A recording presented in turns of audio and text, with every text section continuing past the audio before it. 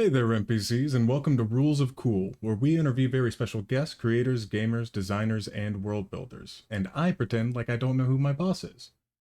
I'm your host, Triz, and today we'll be chatting with our very own Rem Alternis. We do have a fantastic giveaway of a Rem Alternis t-shirt. Type RemPC in the chat for your free entry to win. The drawing will be done at the end of tonight's episode of Emerald Glitch. Do Shadowrunners have grandkids? Coming up right after Rules of Cool. You can also get bonus entries by donating bits or subscribing. And every 100 bits gets you a bonus entry, and subscribing gives you 7 whole bonus entries. In Rem Alternis news, get ready for Rift Zone Contact, a revolutionary wargame for everyone. Boosted Reality is melding reality with AR with their Rift Zone Contact mobile application. Playable anywhere, and with nothing but minis and mobile devices, the seamless combo simplifies miniature war games, eliminating rules and calculations and making them more accessible to everyone. Check it out down in the chat. And then, prolific sci-fi screenwriter Mark Zickery has launched the 3rd installment of Space Command on Kickstarter. The Great Solar War will feature your favorite sci-fi actors from The Expanse, Deep Space Nine, Babylon 5, and more. Support Mark as he crowdfunds his own projects to keep the integrity of the show and in the hands of the creators. Check out that link in the chat. And launching on August 8th, this is all coming from my brain. If you have seen our last one-shot show, you'll know that Frostpunk is going to be launching on August 8th on Kickstarter. You can check out the backer kit down there in chat. It is a fantastic game. If you have played any of the video games, it's intense, it's gritty, and you're gonna have to check it out. But all right, now time to get right into the conversation for this week. Stay tuned, NPCs.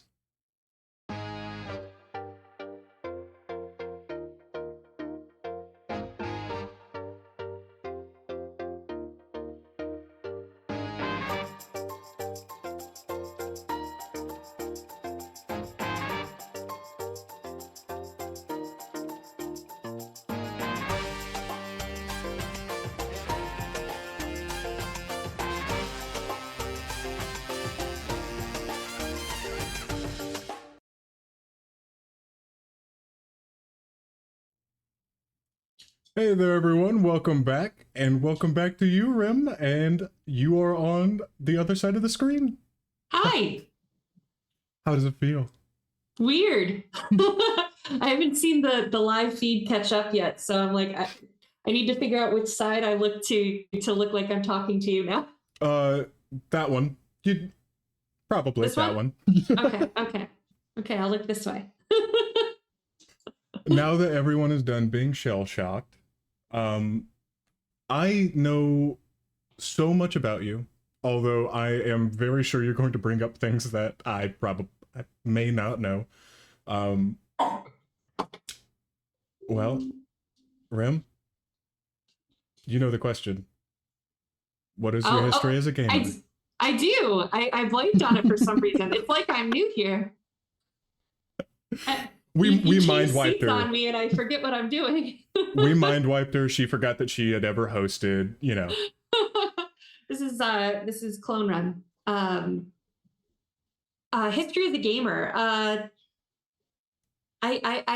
was a late starter. I swore there were 2 things I would never do. I swore I would never watch Star Trek, and that I would never play D&D. And yeah, I'm a big old hypocrite. So I started. I think it was my first year after college. Started playing D&D in 3.5 and fell in love with it, and then didn't get to play for a couple years. Played some Vampires the Masquerade. That was fun. And then got back into D&D when I moved to Chicago, where then I met the gaming group that introduced me to Shadowrun and stuff like that. But I discovered board games along the way too. Like Settlers of Catan was my gateway drug into, indie and the industry of TTRPGs, of board games. And then RPGs, it was once I was into Shadowrun, it was time to get into the industry. So That's what okay. I'm just going to be pointing out things that I didn't know. It is okay. ridiculous that you didn't think that you would ever get into it. I thought I was a dork, not a nerd. I'm sorry. And I did try to watch Star Trek. I cannot do Shatner. I just cannot. I have not. I know that I'll love the Patrick Stewart ones, but I just haven't started it. But now I'm not as judgy these days, so I'm looking forward to that time. That's fair. You're also becoming a slight weeb in other news, and only Delicious and Dragon though. Well, Rem, what is your favorite experience at a convention? You don't have to say a Gen Con related one because you're here. um, It also doesn't have to involve me. It's fine.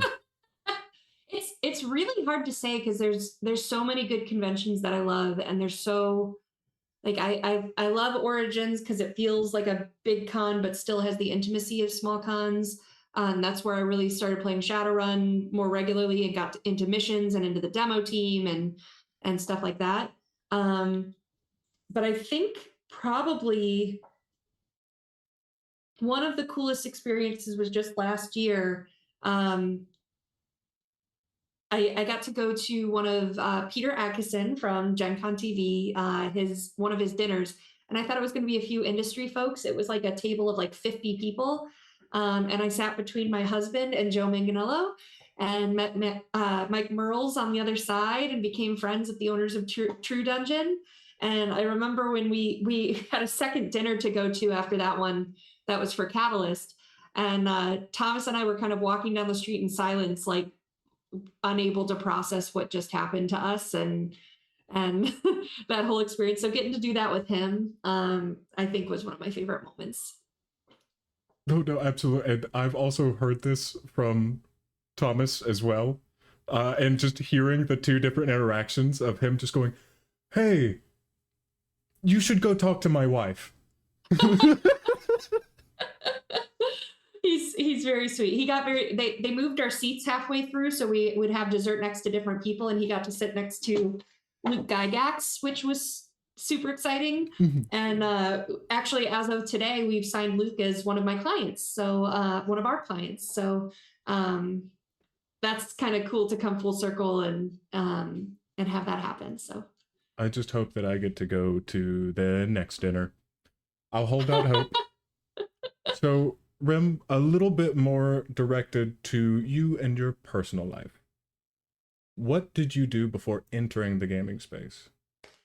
I kind of switched industries a couple times. My degree was in theater, film acting, and voice. I had created my own major, and then naturally, because acting was my degree, I ended up in retail and became a store manager at I was about 22, and I was for college bookstores, so it was specialty retail. I moved up in the company pretty quickly, moved out to Pennsylvania, managed a bigger store out there, and then was handpicked by our home office to go to home office and start an operations team. So I did that for a few years, realized that corporate life was not everything I had hoped for. No. It sounds thrilling. Yeah, and I learned a lot, but the textbook industry was going down. We could see the signs back then, so I switched over to Starbucks management because I really liked that they were socially responsible and offered benefits to part-timers and stuff, but it was really chaotic, and no matter how many hours I put in, it was still just a rat race. So I left that too, and then ended up working for a tech startup. I wanted to just join as a call center employee, and they were like, well, tell us about all this management experience. I was like, no, I'm good. And they were like, well, why? And I was like, I like my soul where it is. And they were like, well, it's different with startups, so maybe you'll like it. Would you mind trying? And I was like, can I reserve the right to step back if I hate it? And they said yes. So I did it and I loved it. I moved up to about a director of operations level, and then our biggest competitor bought us out, and I got laid off. And I really loved that job. We were doing like socially responsible, like social determinants of health work, and building a resource database for medical providers to help people in need. Um, I loved that job. So I kind of went through a mourning period and really had dove into REM. We were already established. We started in 2018. Um, but at that point, I just kind of needed some time to recover from that, and just worked on that myself, and then started to grow the company, and was just working for REM. And then about a year and a half almost ago, I started with Catalyst. So it was finally my jump in with both feet to having two jobs in the gaming industry, and it's been a wild ride ever since. Well, uh, because I didn't show you these questions, and I'm letting chat know that because I'm not allowing any foreseeance today. Uh-huh. You did skip over my next question, but that does kind of lead up into how did you first get involved with Catalyst? Because I don't know what conversation got through. So it started because when my D&D home group finished a D&D campaign, we had let this new guy in, and he was like, hey, I write for this cyberpunk fantasy game called Shadowrun. And I was like, that sounds stupid. And he wanted to run the game for us. And I like the rest of the group was up for it. And I was like, fine, whatever. But I had a couple months in, I had finished a theater show, and kind of went through character withdrawal. So I was like, I guess I'll care about this now. So I kind of dove into that character and really fell in love with the world, and the lore and the game itself. So after about 2 years of playing, I really loved the story. And here he was playtesting the rules on us that he was writing for and stuff like that. So we would see some of this stuff get published after of things we were experiencing. And so I was like, man, I really want to write this, and I don't want to lose this story. So I started writing it. I'm not a writer, so I got like 10,000 words in before I was like, this sucks and I hate it. That's still quite a few words, I'd say. It was hot garbage on a page, but and then I was like, you know what, I want to turn this into a series. So I wrote a pilot script with Scott Schletz is the writer that was working with us, and or was GMing for us.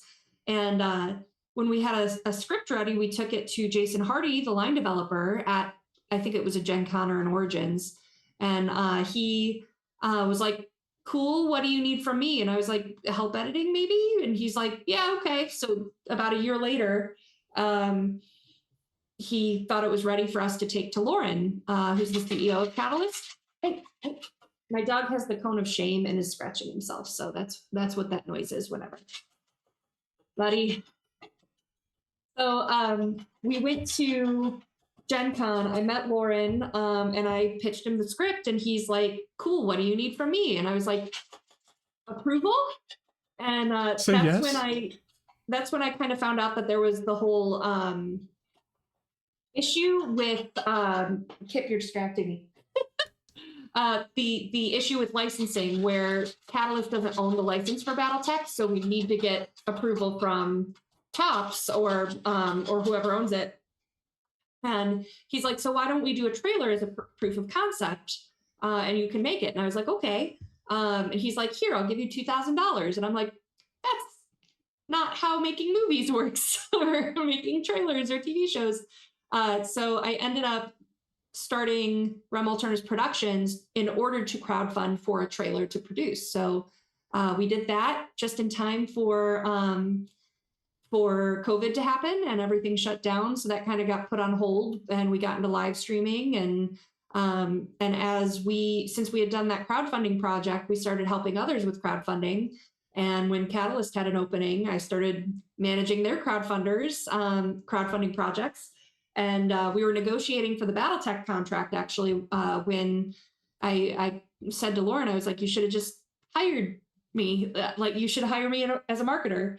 And he's like, well, what would that look like? And he hired me on the spot. So that was really it. That was, I guess, I think, in terms of getting into the industry and working for a company, like showing your passion and your enthusiasm and your reliability, and you're moving stuff forward on your own without them, like, just make it easy for them to say yes and see where you get. That is easily half my day, it feels like. Yeah. Well, other than first getting started up, what was the most eventful moment that you've had with Catalyst? Wow. That's a hard question, Tyler. There's a reason why I didn't let you see these before. um, I can't pick one. I joined at a really weird time in the industry where, like, thanks to Critical Role, like, pop culture and entertainment has just grown with the gaming industry, and there's been more and more and more interest, and you find out about more and more um, people in show business that love gaming. Like, everyone knows the Henry Cavill and Warhammer thing and stuff like that. So I think there's been a couple. Working for Catalyst, there was a partnership with Rem where we got to play Shadowrun with Critical Role actors and shoot that in LA. And that was like that was just incredible. I was just being in the room while they were shooting. I got to be in an episode too, but watching the interactions, and I would sit down and everything, and then a moment would get really intense where they're just acting together, and I would stand up and watch, like, the back and forth, and that was so exciting. And then I think the other one is it's just surreal. We found out that Freddie Prinze Jr. He painted a BattleTech mini and posted it on his Instagram, and we found out about it. So I talked to Lauren, booked a flight, flew to Chicago Comic and Entertainment Expo, C2E2, because he was going to be there, stood in line, gave him a bunch of BattleTech stuff, said I worked for Catalyst, and asked if he wanted to work together. And a couple months later, Randall Bills and I fly out to LA and play BattleTech with Freddie and Claire Green, who's Seth Green's wife. And I did not know you were allowed to talk about that yet. So yeah, I talked about it on Tuesday Newsday a couple weeks ago.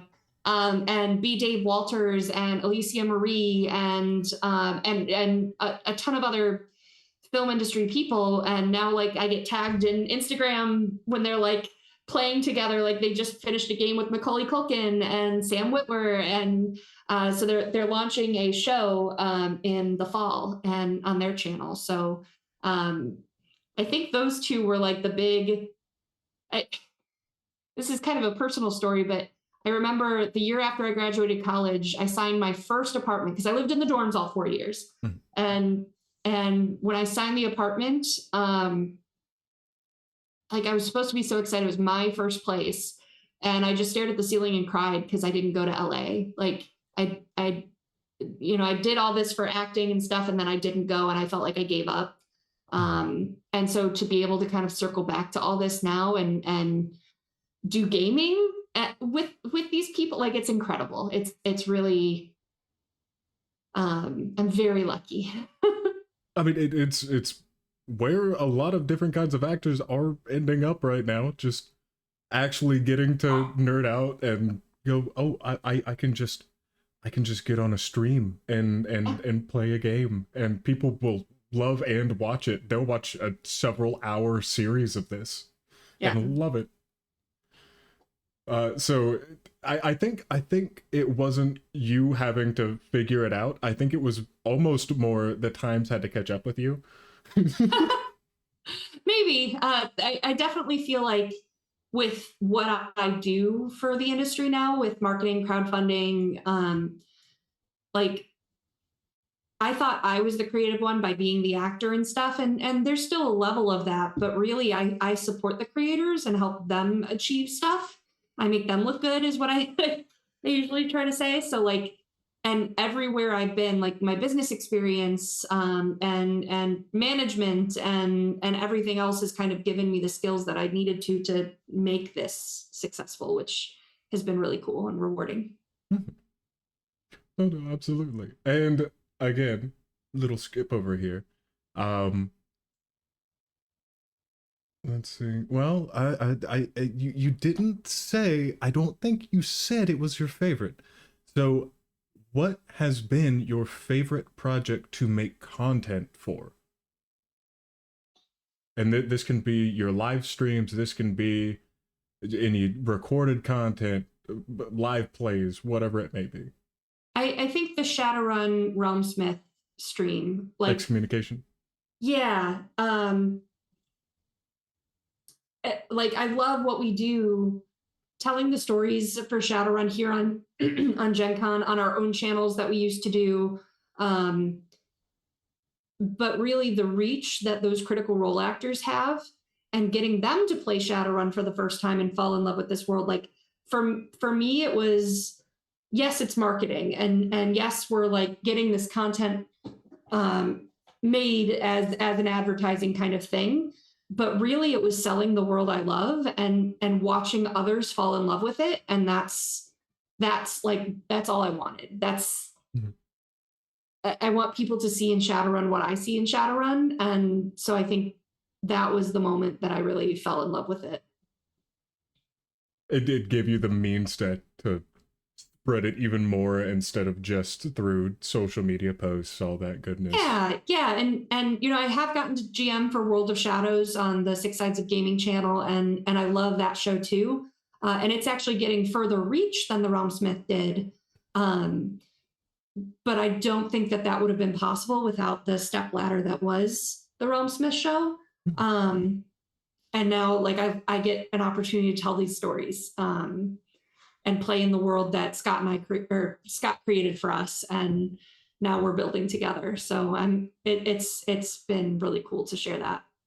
Well, fantastic. Well, that also cements the fact that you are a Shadowrun girly. Is it true that you only recently learned the rules for BattleTech? Oh, for BattleTech?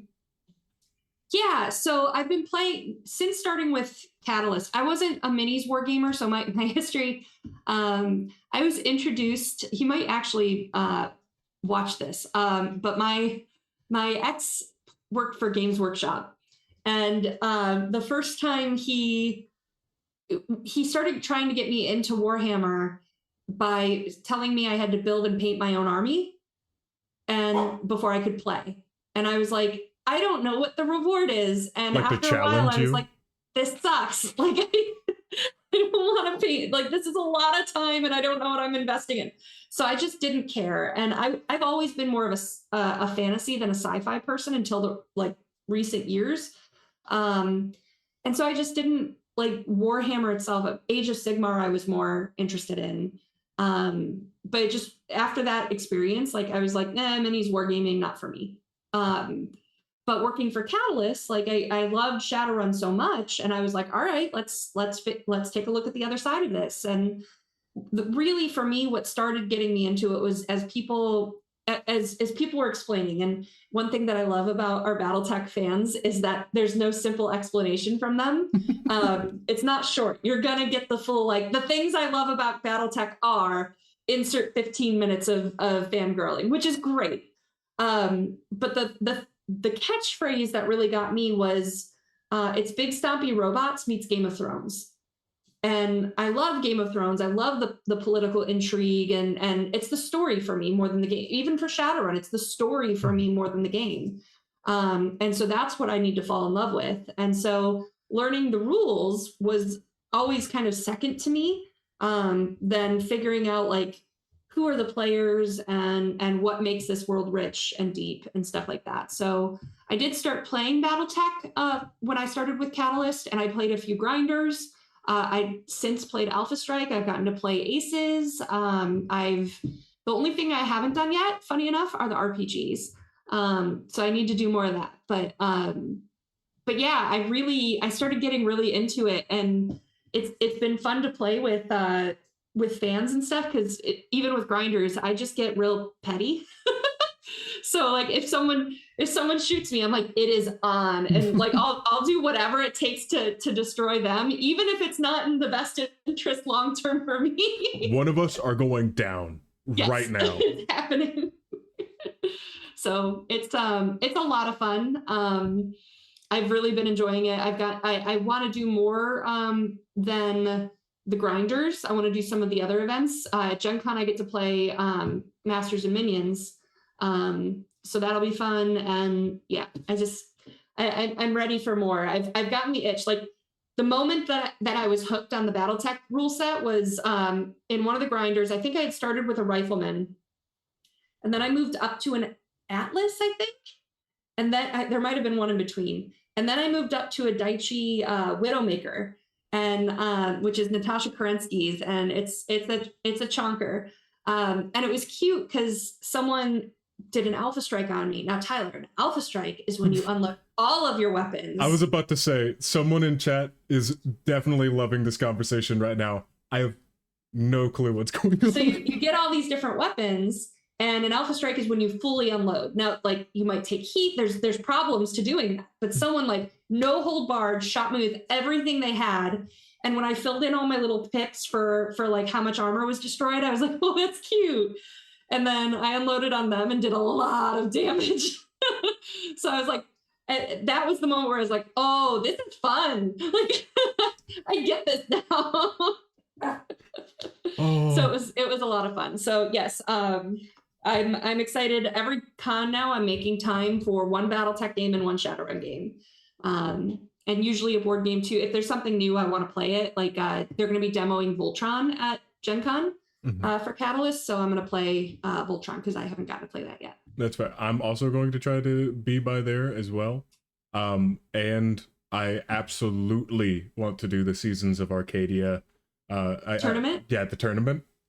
I do not care about winning, but I'd like to think that I'm pretty good at this point after playing some TTS. Listen, after getting my butt kicked by you in Putt Party, there's nothing you can't do, Tyler. It's all about the strategy. Also, I didn't know about any part of the extended world of Battletech first starting. Like, of course, I did my research on all of the projects. As soon as I saw all of the different clans rolling in and how many different projects there are that have different clans and their own cultures and their own diplomacy and. So something I'll bring for you, Tyler. I have a copy of the Battletech Universe book, and it's the new primer. So if you've never done Battletech, this is the book where it's like, it'll go over the different factions, the clans, the mercenaries, like different areas of like it's like a map in space kind of, so you can see like which sectors or what, and it'll kind of give you like a brief history on everything. I haven't read it yet either, but I'm really looking forward to it because that's going to be the moment that I'm like, this is the one I want to learn more about. I'm excited about this group or clan or faction, and now I know where to dive. Where so far I've been like it might be Natasha Kerensky because I like the Daichi. So that might be the way to go, but maybe I'll catch something else where I'm like, ooh, I like the drama of this one, or I like what this one stands for, whatever the case may be. So we'll see. And then I get to go off the deep end. So I'll bring it for you too. Thank you. All I need is my backer updates to feel a little bit more relatable. Well, Rem, already talked a lot about Catalyst. What are some other companies or people that you contract with? Yeah, so aside from Catalyst, we at Rem Alternis Productions, we do marketing and we do crowdfunding management. So those are kind of the two sides of the business. I've gotten to work with some cool publishers and people. So for, I'm in a blank. There's been so many now. But for marketing, we've worked with Monster Fight Club. We work currently with Rollicrit, who does all the Gen Con merch. So you'll see one of our people will actually be there posting on social media during Gen Con. we've got, gosh, what else do we have? We have marketing. Ooh, Mark Zickery, who you talked about at the beginning. He's both crowdfunding and marketing, but he is a prolific sci-fi screenwriter. He's done, back in the day, he did Smurfs and He-Man. He's written for The Expanse, Babylon 5, Star Trek, like you name it, he's been involved. And so he started his own production company with his wife because he was sick of selling his scripts out to studios who then rip them apart and they're like, yeah, you're going to make this now. And it's like, that's not the story I wanted to tell. So he's crowdfunding all of his episodes now through Kickstarter, and he's got one now that's Bree can put in the chat. But it's really cool to work with someone who's kind of subverting the expectations of Hollywood and stuff, but still working with big actors and things like that. He's going to be at SDCC, San Diego Comic-Con next week, so it'll be good to see him in person. So he's cool. Marketing. I'm trying to think of the marketing side of our business. Oh, we've worked with Jordan Weissman, creator of Battletech and Shadowrun. We've moving over to Kickstarters. We've worked with Kevin J. Anderson, who is one half of the current writing team for Dune, and he consults on the scripts for the movies and stuff. And he's written for Star Wars and a ton of things. We just signed today with Luke Gygax. So he's got some projects coming up. Gosh, what else? Who else do we have, Tyler, that I haven't mentioned? You see, my job is Catalyst. Fair. So yeah, and we've worked with some small publishers and stuff too. Jennifer Brozak is a Battletech and Shadowrun author, and she did her own project. We worked with Vector Tridents, Fragging Unicorns Games. So there's just been a ton, and really grateful for the opportunity to work with these creators. Well, Rem, what is your favorite dad joke? I hate you. All right. Okay. I'll go to the next question. That's the one that you had put in that everyone was making fun of me for in our group calls earlier. Rem, who is your favorite employee and why is it me?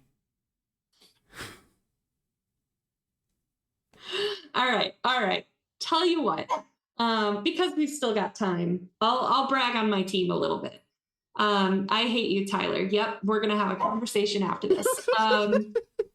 So Tyler just got promoted this week. I'm double thinking that decision right now. But he is now our director of operations for crowdfunding. So all of our crowdfunding projects, Catalyst or not, will be under Tyler. Previously, they were just Tyler managed individual Catalyst Kickstarters. I guess congrats, but also I hate you. Sorry, I don't know who you're talking to. My name is Triz.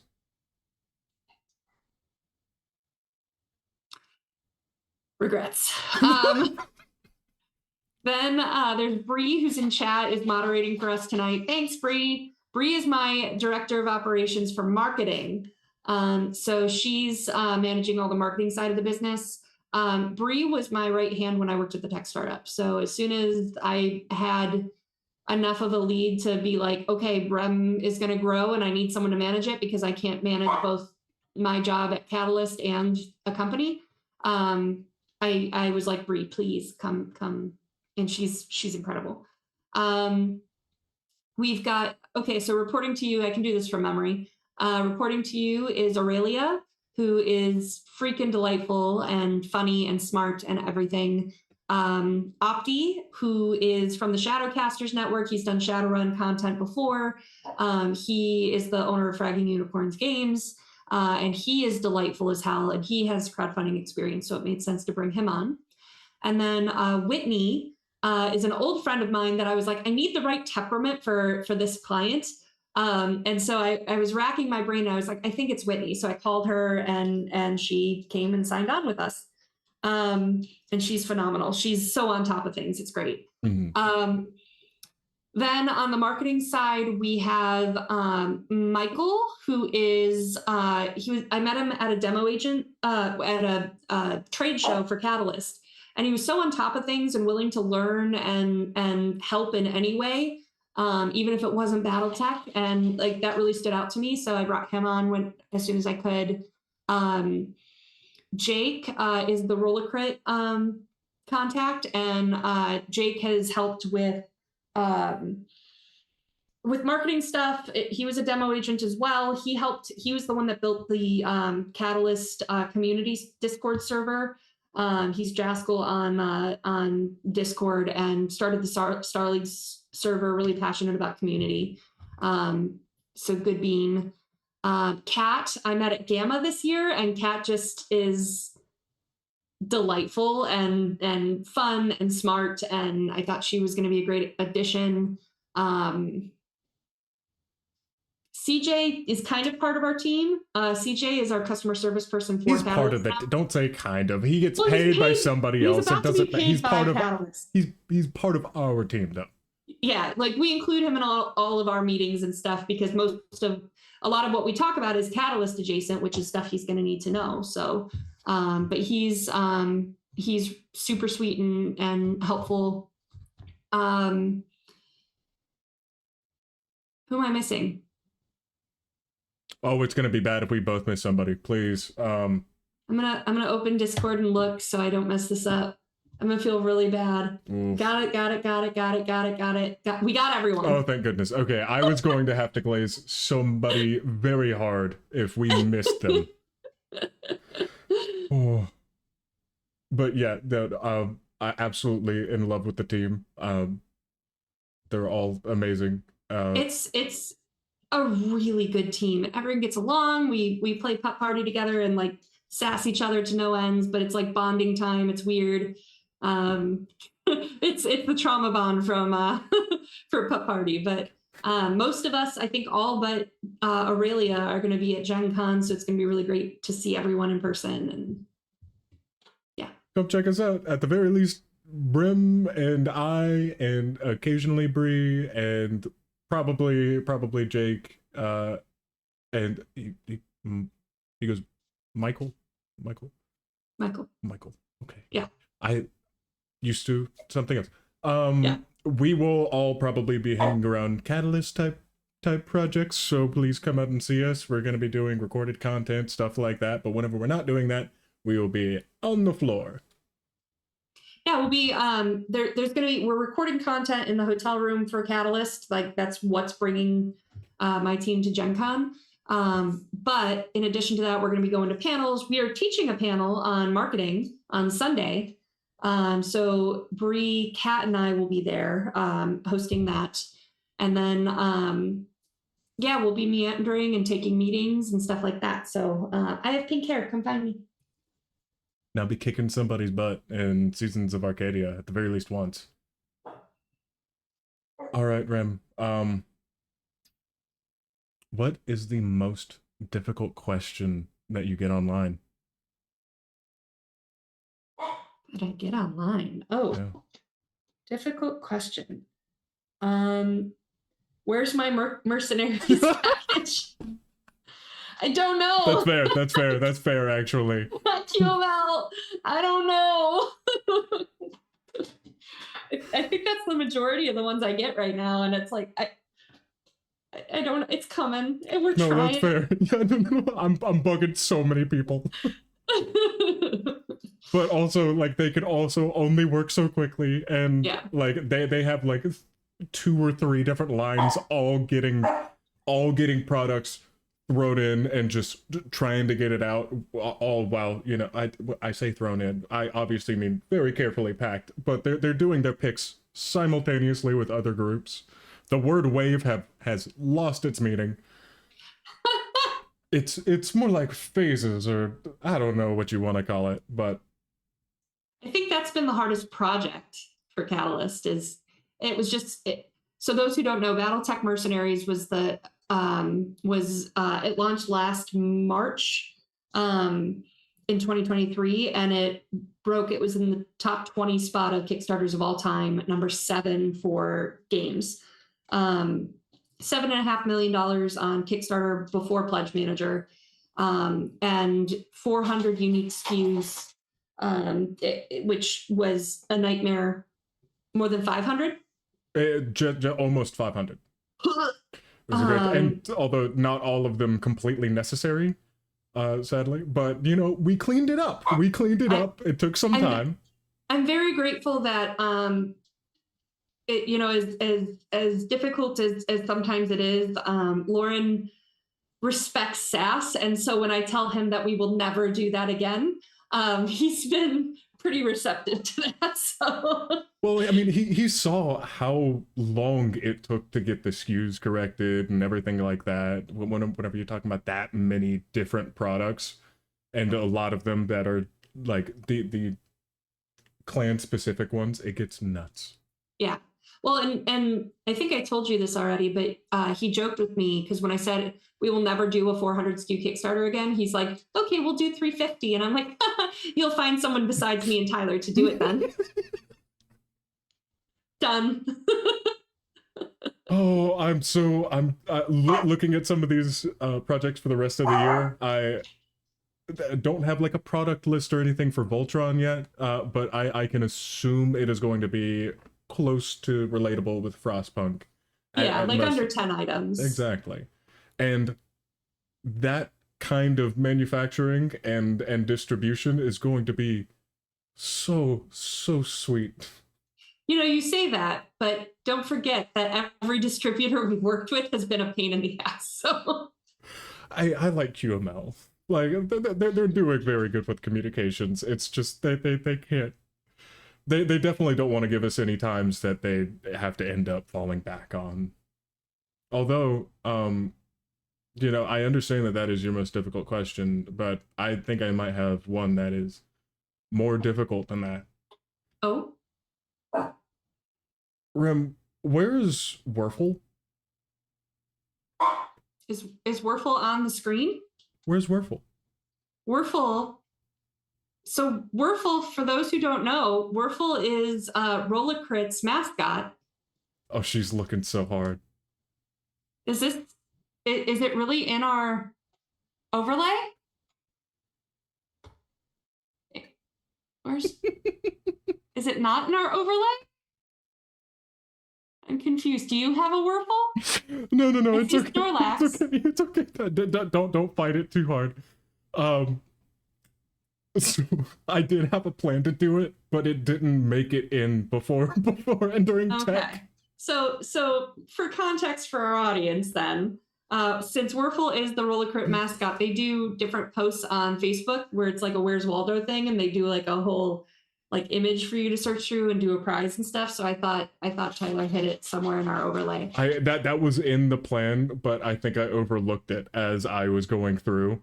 I used the same I tried to hide it in the Rem PC guy behind our camps. It didn't end up working because I think I had to change around some sizes. Gotcha. Well, the joke didn't land, but I still feel pretty good about it. Wow. Well, Rem, basically we plug whatever we want here, but do you have anything in particular coming down the pipeline that you are excited about?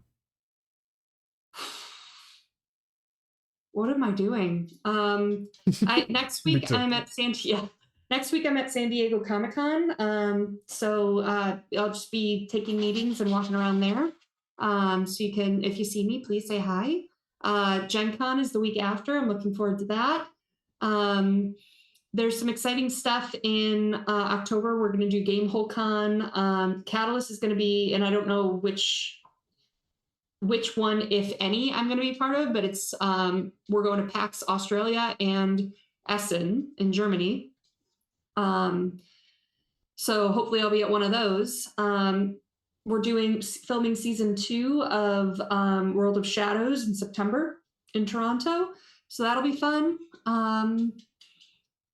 At Gen Con as well, I'll be running 2 one-shots of World of Shadows. One on Thursday night at 7 and one on Saturday at 7. So if you're going to be at Gen Con, please come please come see us. And Little DJ. Yeah, B. Dave Walters is going to play in one of them, and yeah, it's going to be a lot of fun. Oh, heck yeah. Well, Rem, we all know that we can find you here, and I see Bree plugging away in chat. Where can we find you? Find us, Rem Alternis Productions, on our Facebook page. I'm on Facebook as Rem Alternis. We're on Discord. We have a Discord server, the Catalyst Discord server. We're all over the place. Instagram, I'm really bad about doing. I need to do better. Wait, I think, staff changes, stuff happens.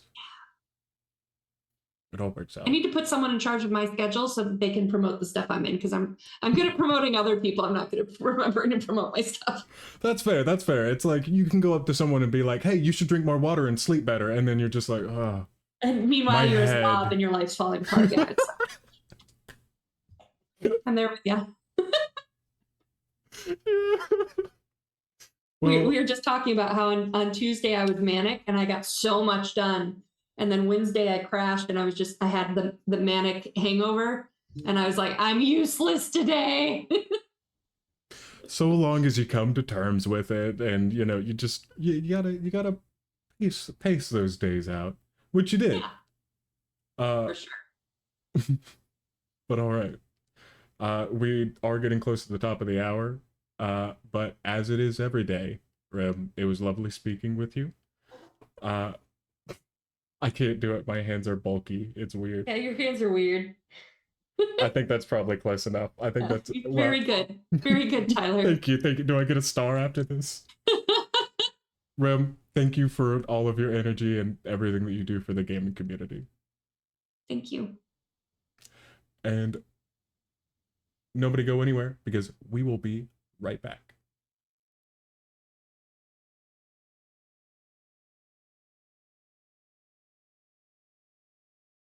And everybody, don't forget that we have a wonderful giveaway of a Rem Alternis t-shirt. Type RemPC in the chat for your free entry to win, and don't forget about bonus entries. All funds help us pay our cast and crew to help keep producing content. Thank you all for joining. Now on to our episode of Emerald Glitch. Do Shadowrunners have grandkids? See you there, NPCs.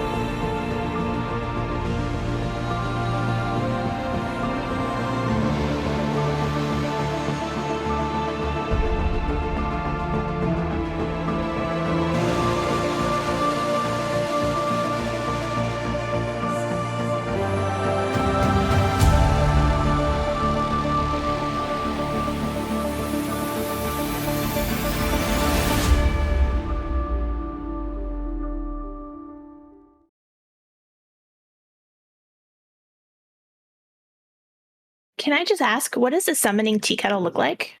Oh, a summoning tea kettle. It is made out of cast iron that has been painted ritually with symbols in blood, obviously, that are then coated and shellacked over so that they don't flake off, that way it can last for centuries.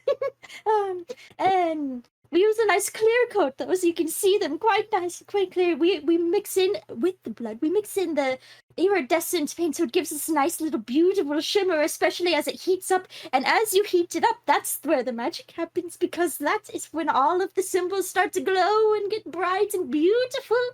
And as the tea kettle whistles, that is the summoning ritual complete. If you have an interest in using the summoning tea kettle, or taking part in any of the other worlds in our games, you don't have to have experience. Just join our Discord, and the GMs will work with you and help you find a game you enjoy. The link is in the chat. Ready to level up your cosplay game? Check out the Geek Forge on Etsy. With a variety of props to give your photos that extra spark, you'll find just what you need. Hold magical fire in the palm of your hand, or take a potion to restore your mana. With a large variety of colors, you can choose your own magical flavor for your cosplay. Bring drama to your photo shoots with these vibrant props and more, all available at the Geek Forge. Are you ready to level up your cosplay?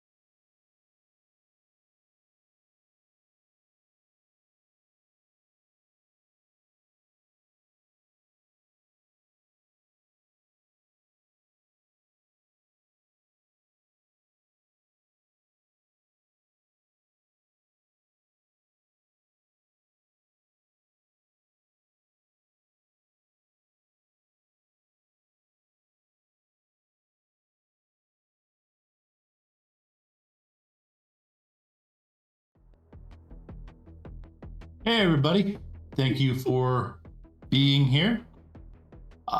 It's been a bit. I think it's been 2 weeks. Maybe 3. I think it's been 3. I think this is the 3rd week. But when we last left our intrepid runners, I believe, let's see, oh yeah, no, I remember now. I had this plan to write this nice intro that took care of things and do some editing and completely forgot about it. Okay, so seat of my pants here. The runners had picked up their next job. They had to deliver a 6-year-old to his grandfather's. A nice, simple job. They picked up a bust-a-move child companion drone beforehand, along with some modifications for it that Violet put in to it. Involved a fairly expensive cyber deck, if I remember correctly. And, jeez, sorry, Microsoft software is deciding now is a good time to install itself. All right, so they picked it up and they were pulling away, and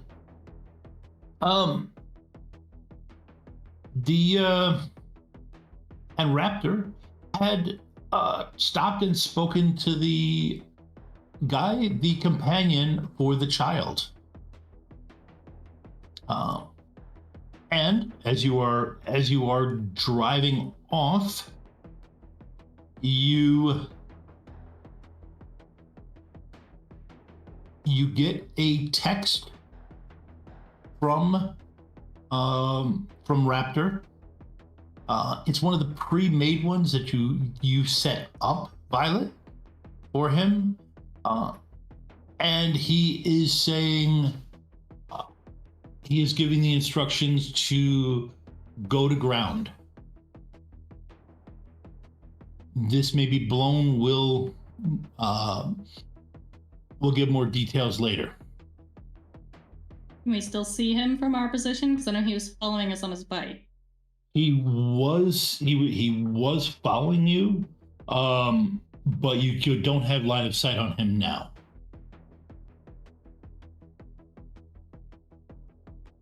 You guys have been together long enough. You do have a set of safe houses that you've previously figured on that have garages big enough for Rovin's home on wheels to get at least out of being able to be spotted by a drone and such. Does Rovin have any flying drones? I do. Charge you. I got a dragonfly. All right, so after getting that message, Violet will like lean over at the dash and like manually type in the address of one of those safe houses, and something's come up with Raptor. See if you can get eyes on him. We might have a problem. I had just been driving, just like normally at that point, so I look over and I go, right, can you drive then for just a moment?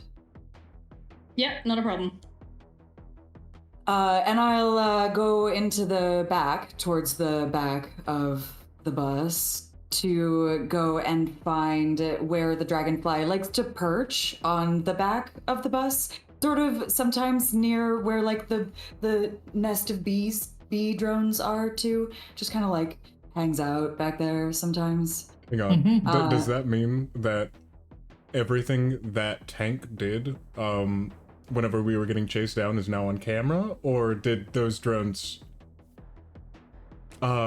whenever we were getting chased down, and then he threw the glitter grenades and all that, and then he was hanging off the back.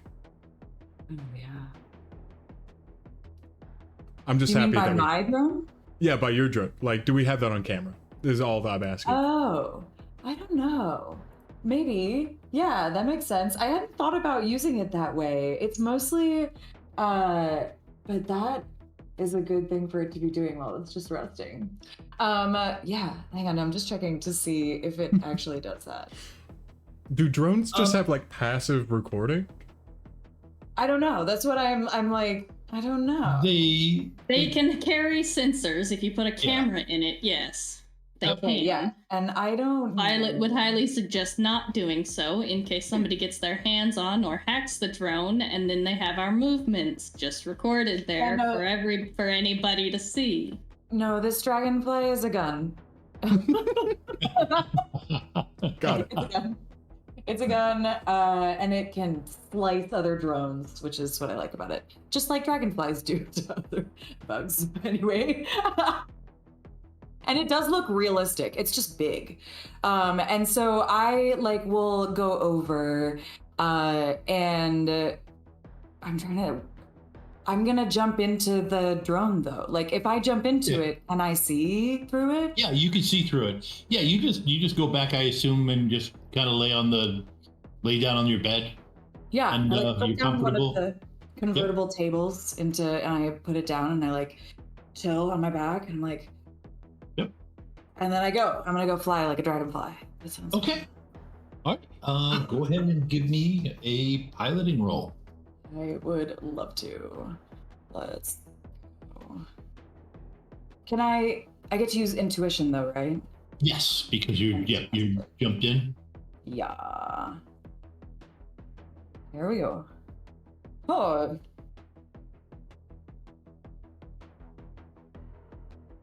I don't know. Okay. No. Yeah, you're fine. It doesn't take a whole lot. It's not like you're fine. Okay. Yep, flying back to where I thought I saw him last. Yep. You come around the corner and you see him surrounded by Lone Star patrol vehicles. What? Is it a standoff? No, it's not a standoff. It doesn't look like he's resisting. There are 3 cars, but and there are some drones up in the air around him, but you don't see him like shooting or resisting or anything like that. Apparently right now one of them is talking to him and appears to be taking him into custody. All right, so we gotta go back. I gotta go back. I can basically I can leave the dragonfly and let it drive itself back, right? Yeah. You can just let the drone brain fly itself back. So yeah, you can just pop out of being in there. Yep. I do that and I sit up real fast with my hands on the seats that are on the side and I go, wait. Putting yourself on the bunk above. Yeah. I do that every time. What? He's being arrested. Should we be doing something? Son of a glitch. I have the contact information for his parole officer, right? Yep, you would. Okay. I'm gonna... Don't do anything at the moment. I don't know. Is everyone else aware of his parole status? I think he mentioned it to us. Yeah. I think it wasn't something he hid. Okay. Yeah. Violet keeps a lot of secrets, so I can't remember what's secret and what's not. He's very much been like, I don't want to go how long we've back. been running together. Yeah. Right. I know he does crime, and what he doesn't know is that Tank also does crime. I think we know that. Let's not interfere. Never mind. Okay. I'll find out what's going on. Tank doesn't know we know. Violet's going to. Oh, right. Yeah.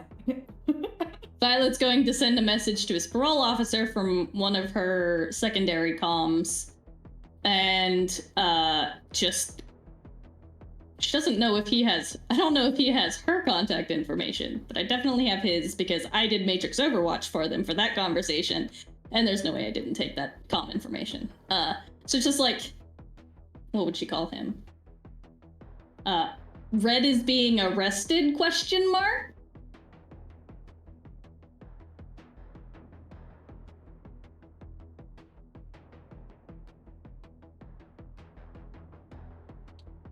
I'm sorry, who's that? Is that his parole officer? Oh, okay. Yeah, actually, you guys haven't done that meet yet. Where you? I think we skipped over it. I believe it technically already happened. We had a meetup. Oh wait, hold on. Drone. What Yeah. meetup? With the parole officer, yeah, that was something that was gonna happen soon. Or was that a future thing? That was a future thing. So you haven't done that yet. Oh right, no, that's tomorrow. Yeah. Okay, Yep. I still have had access to Raptor's comm. Yeah. Oh yeah. So he's getting a message from a random comm. Although Yep. he's aware of, we know he's aware of Violet because he specifically asked for his Matrix, his Yes. Decker to Overwatch for that. So he's Yep. he's a dirty Yep. parole officer. So yeah, he's gonna get a message from a random comm number. Red is being arrested? Question mark. You get back a message, said, had to violate him. Be sure you keep your meeting in his place.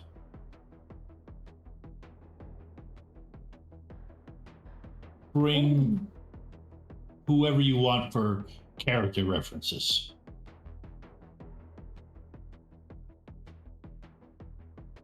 Dirty cops are even worse to deal with than the clean ones. What clean ones? The righteous ones.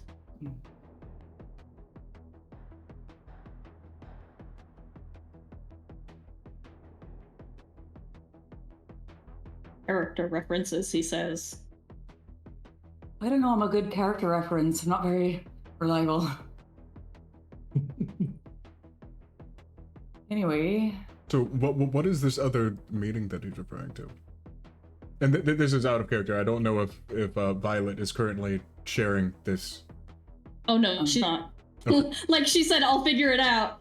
And then the next thing she says is that dealing with dirty cops is worse than dealing with the clean ones. Yeah. And she probably say pawns instead of cops. Because it's Knight Errant.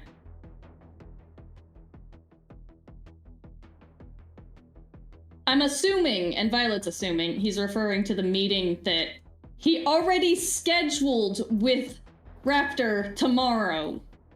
Yep. But Yes.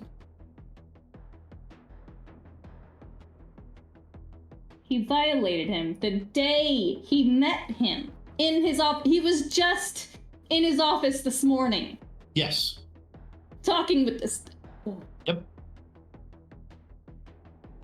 Violet's like, since Violet took over for Raptor or for Yeah. Robin driving, she's like white knuckling the steering wheel because I hate dealing with cops.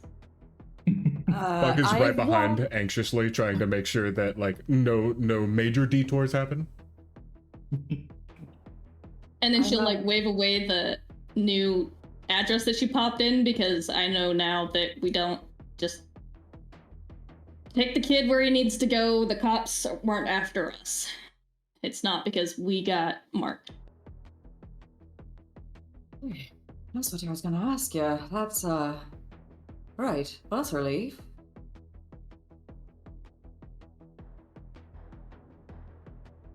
Okay. I like kind of tap one of your white knuckles and I'm like, I can take over again. That's all right. Oh. You all right Yeah. there? Fine. fine.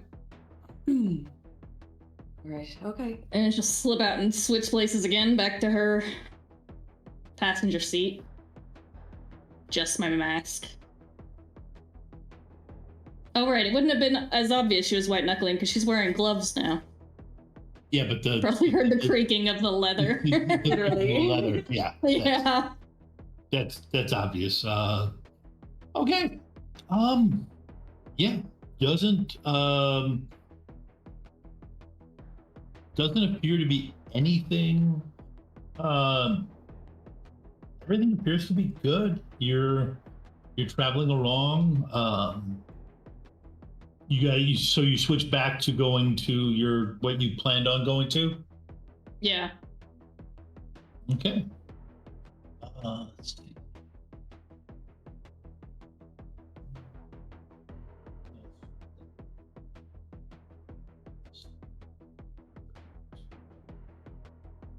I'm imagining Buck just right behind the two front seats, trying to either entertain Tank to keep him from paying too much attention to the aggressive conversations, or calming Tank down. Oh, no. Remember, last time we had anything happen, the statement was, this kid's dangerous. So my eyes have been glued on. No, Tank misunderstood that the child could be dangerous. We have 8 more. We have 8 more times. We've gone through 4 of the 12. No, it's fine. You just keep watching. I'll go keep an eye on him, and I'm back there, like, trying to play like little car games, like I Spy, except it's all the same. just with things. Stuff to spy in the bus. Well, true, in the bus, yes. But Buck is just like, I remember playing this as a kid. You're supposed to do it like other cars, but there's no other cars. It's just trees. He's doing his best. Okay. Give me a logic plus intuition roll. Who? Buck. For I Spy. Can I find it?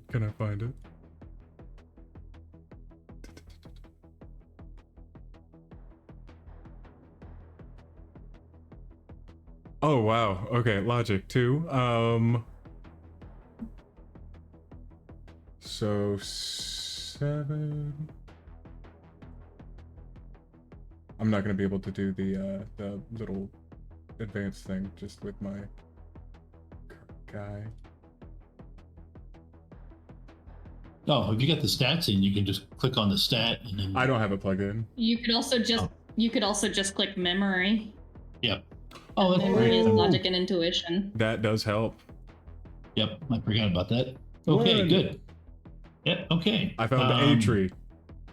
Yeah, That's a lot of twos. It's a good thing Buck doesn't have bad luck. Yeah.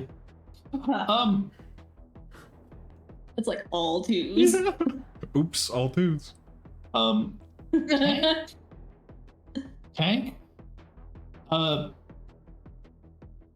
The kid does appear to be dangerous. However, he appears to be most dangerous to Buck's supply of sweets. Because the kid has been consistently winning. Every game he's playing, Buck just keeps having to, keeps losing the bets. Can these canonically be like bar mints? That would be fair. Yes, the kid hasn't had any yet, so he doesn't know what they actually are. But they're wrapped up. They look like hard candies. Yeah, no, your supply of bar mints that you have with you. Tank would like to do a judge intent to see if either Buck is throwing the game to appease the child because he is charmed, or the child is super hyper intelligent and is taking advantage of Buck. Okay. I ain't see it. There is a third option. I don't know what it is. I don't know what that third option is, but I got one hit right now. This book just ain't that smart. And a regularly intelligent child could beat him. Well, yeah, but yeah, but feeding into Buck's paranoia, you think the kid has some kind of luck power. Oh, there we go. I'm writing that stuff down. Yep. Or on my note. No, I mean you heard of glitch rats? This kid must have, or he's got a spirit that's giving him luck, or an ally spirit. I'm gonna meditate. I'm gonna go to the back bunk. I'm gonna hang upside down. And I'm gonna get into a serious meditation stance. I'm gonna start scouring the astral, looking for an invisible spirit hovering around this child. That's it. That's exactly what it's gonna be. I'm gonna find it. Okay. And when I'm like hanging out watching, I get up and I walk past Buck. Don't worry, man, I got you. And I run to the back and then I start hanging upside down. Okay. He likes to pretend to be a bat sometimes. Just don't worry about him, little buddy. I think we missed his 6-month CT scan.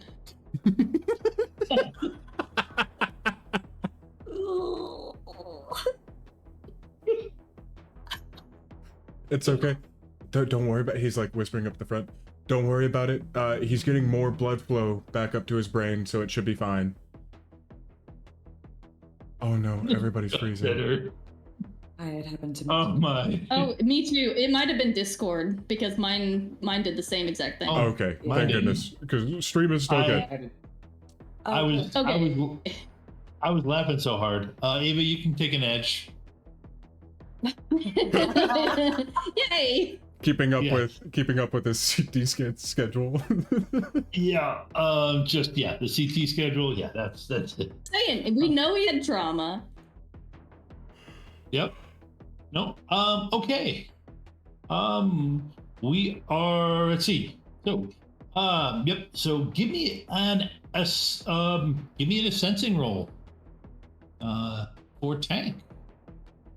Up-a-da-ba.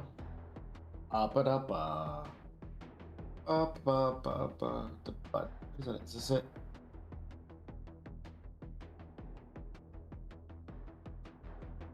Amazing. Oh my, these ones. Right today.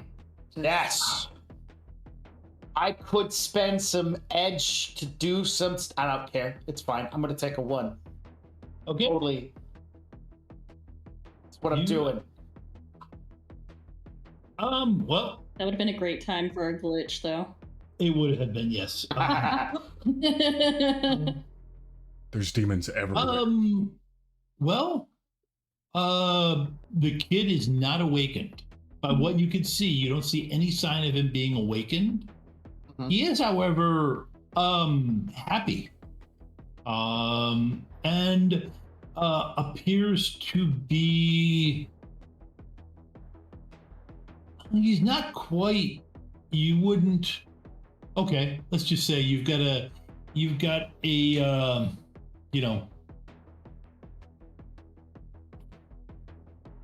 Okay, so you've got a range of colors. Red is unhealthy, blue is healthy. Mm-hmm. He's somewheres in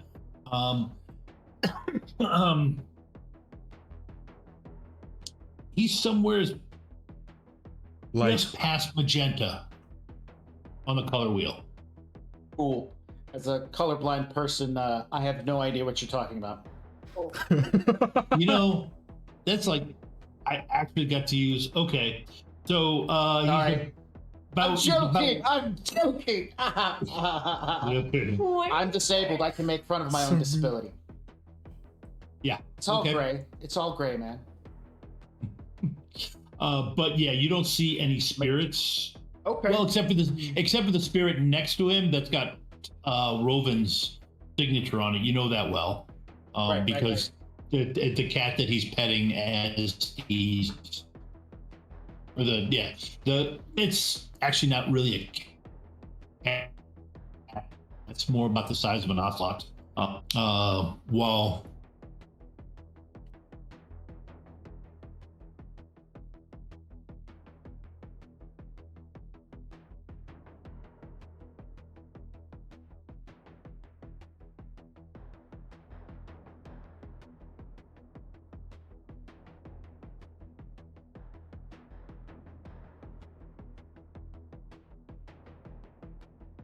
See, what is my... Oh, good. I'm sorry. Willpower plus sleaze, actually. Even better.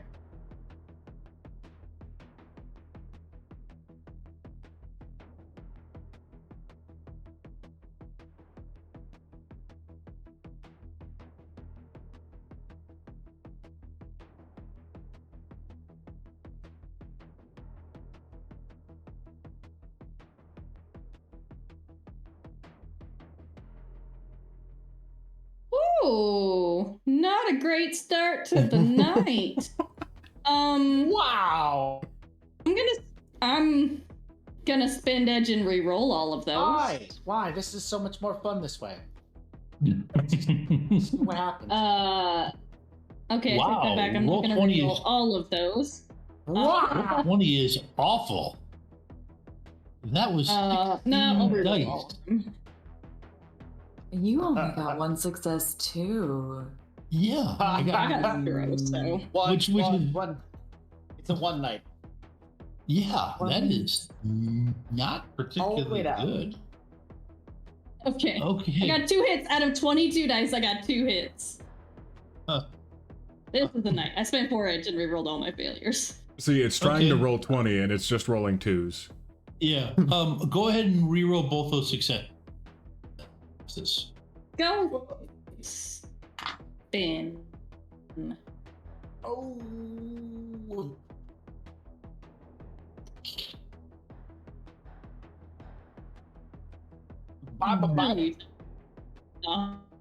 Should have took the one. I didn't get 1.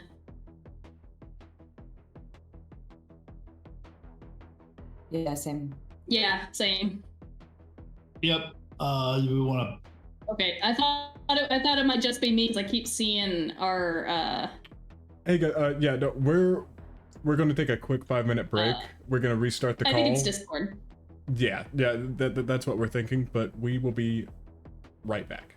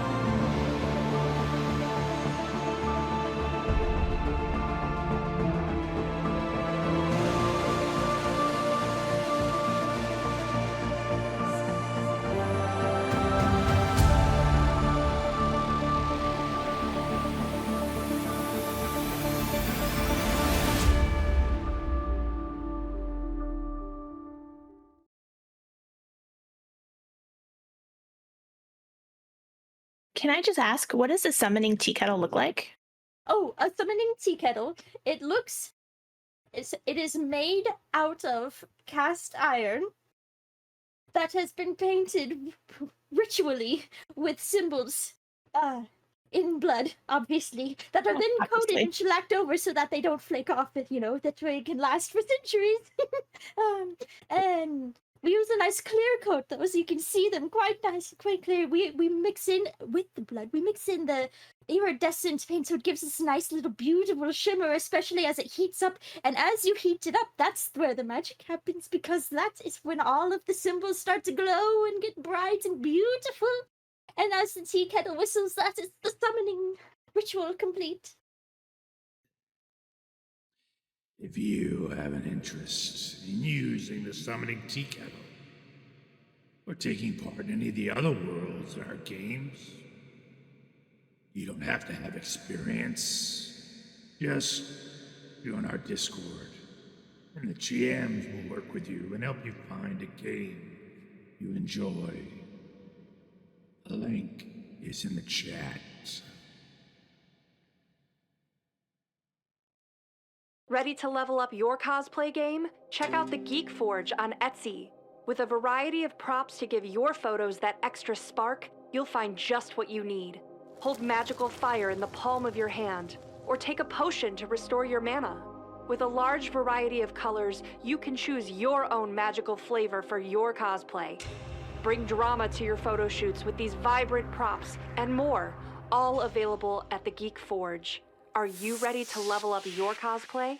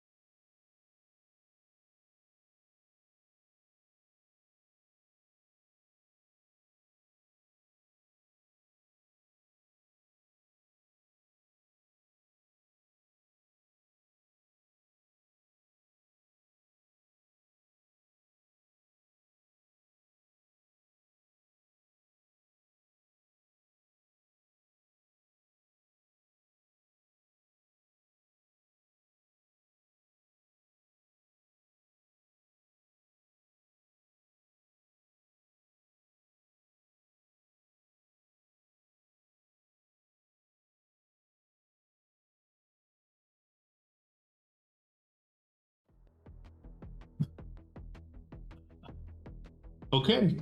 Hey. Thanks for sticking around, and just had a little bit of gremlins, probably due to the Decker having a little trouble with absolutely the rolls. flubbing that roll. Yeah, pretty much. I don't know how I don't know what gestures are PG-13 or not. Oh, I have a list of them. Yeah. Oh, send them my way, please. Okay. Okay. So anyways. For now, I'll just give Tom a thumbs down. Boo. Yeah, that's all right.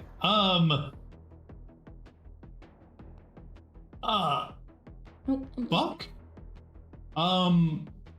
Hey, Buck, you won. I won. I won. It's the little High five. You won. I mean, yeah, you can't. And then you look back at the kid. He's got this kind of little bit of a confused look on his face. I was just like looking around for what color or description I gave. Well, yeah, you didn't really. You were talking about something that was like outside, but he's kind of looking around inside, like he's perplexed by something.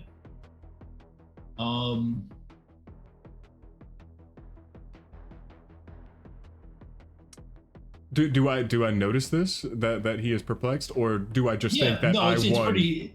Well, I mean, that's you're not that unintuitive that you would, I mean, yeah, you're probably You are the face. yeah. So yeah, no, you picked up that he's kind of looking around confused. So let's see.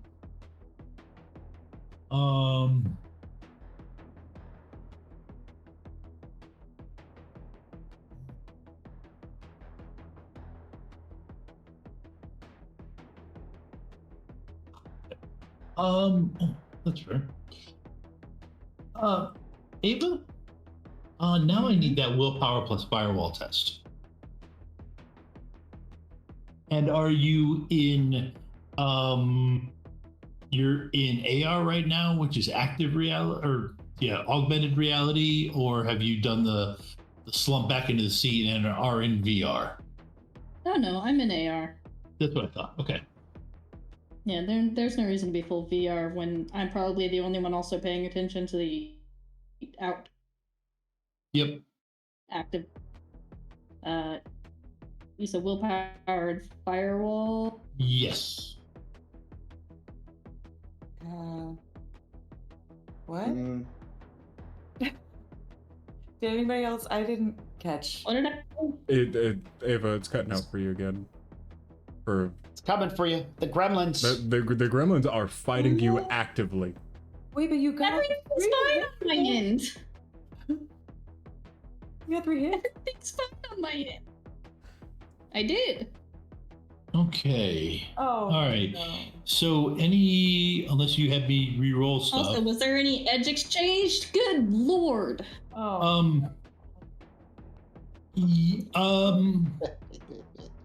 Would any edge exchanged? Yes, there was. I have it. Me. But okay, little gremlin is hacking my your firewall. But I don't know that. Yeah. Your firewall has is down by 5. Do I notice this?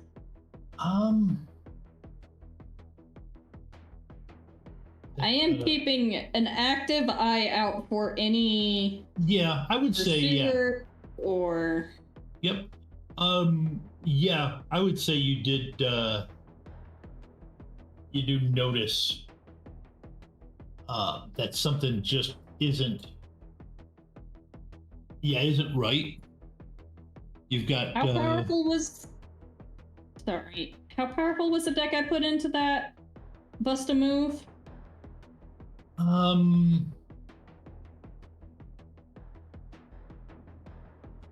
Enough to think the kid might know what he's doing with it? If it was definitely powerful enough that if somebody's using it, it's got the right juice.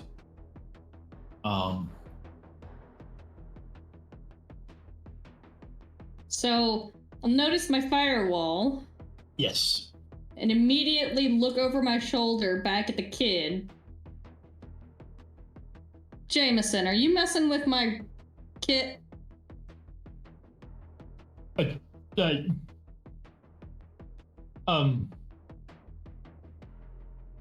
the one that put the deck in your doll. I know. Oh, Howie. Give me another willpower plus firewall, taking into account the loss. You said my firewall is -5? Yes, it is. Reduces my firewall to 0.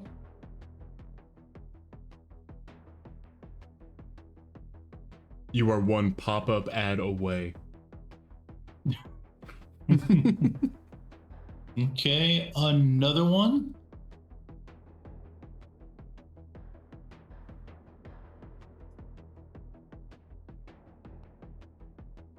At this point, I'm just gonna turn it off. Because you can't hack something that's off. That's fair. Yep. Yep. Well, this was a probe and a backdoor entry, so it's not being blatant. But yeah, your firewall's definitely taking a hit. So you're just gonna reboot your deck? Yeah. Okay.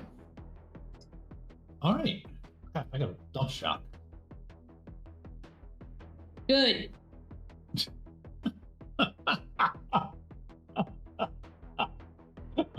Wow. So yeah, quickly disconnecting off of dumping somebody from a host gives them something called dump shock. I've got to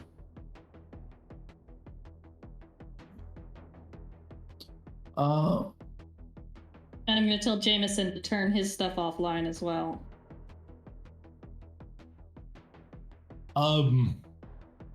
Because his owie means he's noticed.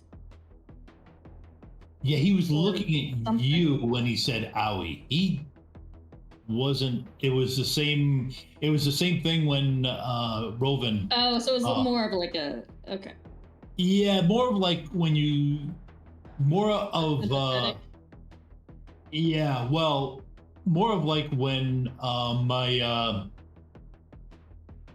my younger son looked at his brother's first attempt to shave and the various cuts, and he went owie at his older brother. So okay, so you done that. All right, so Roven, go ahead and give me a willpower plus your firewall roll. Firewall? Yes, you had the build it yourself. Oh, right. Yep. I'm with you now. Yep, that comes with a firewall of 2. So you actually probably doing better than Ava was towards the end. So willpower plus 2? Yes. Okay. Buck, the two of you were seated up on the we're kind of like seated up on something looking out the window.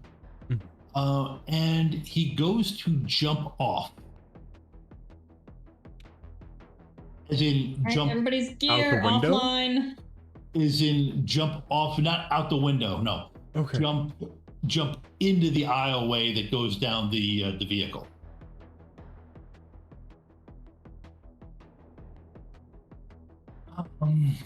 Okay.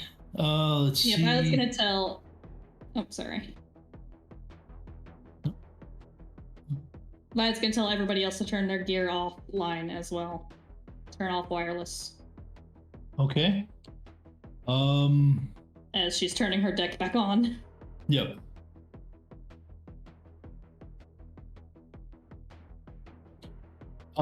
And Jameson gets off and runs up and grabs Roven's arm. I'm driving. Be careful. What you doing? At this point, Buck is running up after him. Yep. Okay. Yeah, he's in a rush. Yep. Yeah. All he doesn't really grab your arm. He touches it and seems to concentrate. What? How? Like, should I judge intentions? What is you he can, concentrating on? Yeah. He kind of closes his eye. Easy. Don't give yourself an aneurysm. and just kind of squints. Is he trying to sense into the astral or into the matrix or? Actually, it.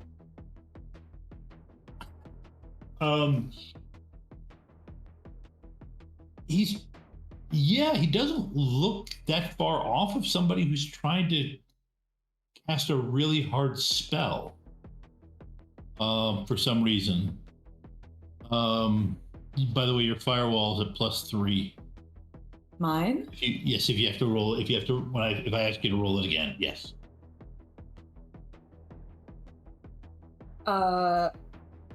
Okay. Yeah, it won't be data sprite right about now with a diagnostic power if you got. Oh wait, I don't know if they still have that in 6th edition. Actually, Nope. that was the best thing in 5th edition, man. It won't be permanent, but yeah. Right now, your firewall is at +3. Tank. What are you doing other than hanging upside down at this point? I finished meditating, and I just want to kind of half in, half out, observe the astral, mostly just watching the pet and just chilling, because now we're on a progress to the hideout.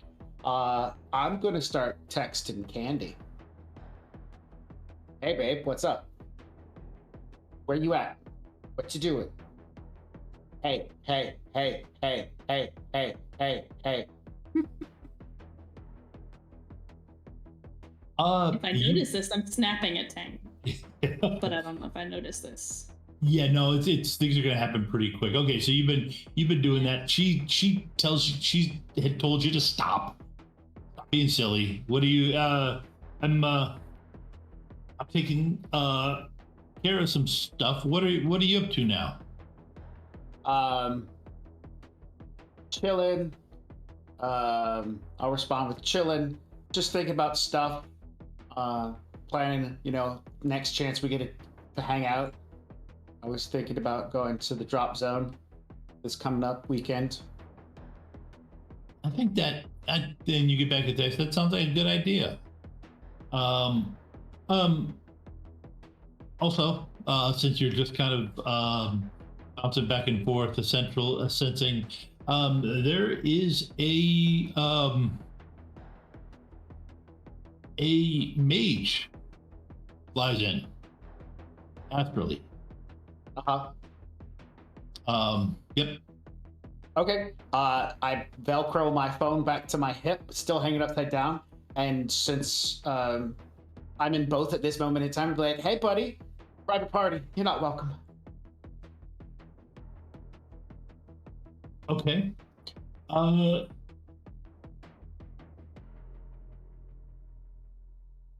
Buck, you said you were going after him. What are you doing? As soon as I get him, pulling him back. Sorry. Go ahead. Tell me what you were going to do. As soon as I get up to the front seat where he's already got, a hand on Rovan, I'm just going to look and see Rovan's reaction. Is this a rough thing? Like, is this something that's okay to Rovan? What is Rovan's reaction? Does Rovan notice? I notice, yeah, and I have like a quick reaction first, like when he first touches me when I'm not expecting it. It's like, but then I quick do a look at him and I like, what are you doing? And I can feel, well, can I feel the change? Because it would really be to the bus, and I'm not jacked in right now. If you're not jacked in? No, I'm just I didn't driving. realize. Oh, if you're just driving? Okay. Yeah, no, then he's, But you said I could tell with my judge intentions that he was kind of trying to cast a spell. Yeah, it looks like he was trying to cast a spell, and, he's got, you need more bricks. Does anybody know what a brick is? I don't know what we're talking about right now. Can I You put need together more what he bricks? is by now? Um, There's only so many explanations. yeah, there is very few. Him saying bricks, yeah, I would just hand wave that to you. Especially actually at this point, if you take a look at the van, Yeah. which you have access to it, the van has a Yeah. firewall that's higher than you expect. Oh. Okay. He's a bloody technomancer. She's definitely picked up some of Rovin's speech patterns. Well, that's Yeah. bleeding cool it is. I don't know any technomancers. Yeah, well, it would have been good to know Can I then. give him a high five? I'm happy you feel that way. You hear from the robotic voice of the Busta Move. You're what? What? Are you? And he turns the Busta Move, the drone in the back, turns to Tank and goes, "Were you talking to someone in the astral?" Is the mage still in the vehicle? Yes, he is. I will tell him, hey man, trespassing is still trespassing.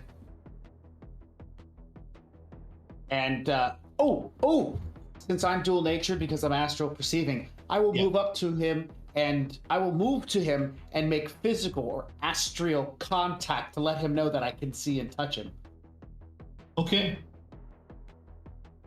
Like, hey buddy, trespassing is still trespassing. You're Well, not wanted Right, here. now is the time for evasive maneuvers. Rovin, if you might, I don't know, jack in and... Yeah, right. And I like kick the seat back just a little bit to get comfy, and I'll do that. Okay, and you slip. Yeah, you jack in. Okay, so you're in. When you hop in, you see a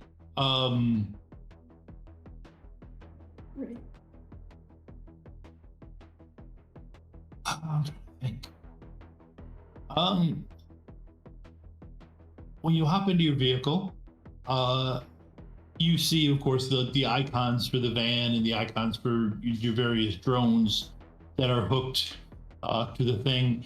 You see in the around the outside of your space,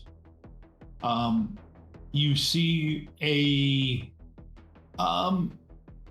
humanoid figure with a set of with a tool belt and a he's holding on to this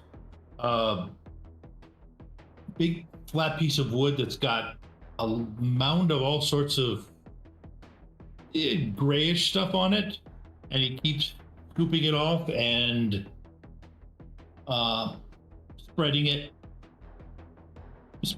onto this wall, and then you see bricks form into the wall. Is this a good thing He's or a- a bad thing? he's a techno mason. He boosted your firewall. Oh, all right. This was the. Who's the humanoid? I'm so confused. Big The pen. Busta Move?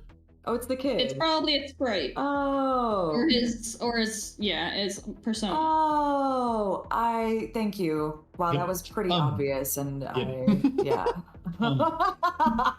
You also see this black flowing cloak with this hood on it and evil red eyes. Trying to no, this is another form. This is another matrix form, trying to bash the firewall down as quick as he raises it. Oh. So you see him building a wall, and then this thing is behind it, smashing the wall. with Oh. with beams coming out of his eyes.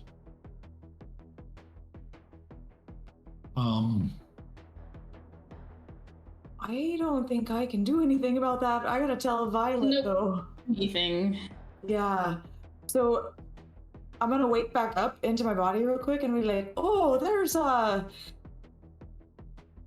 big scary outside. It just is in the Matrix.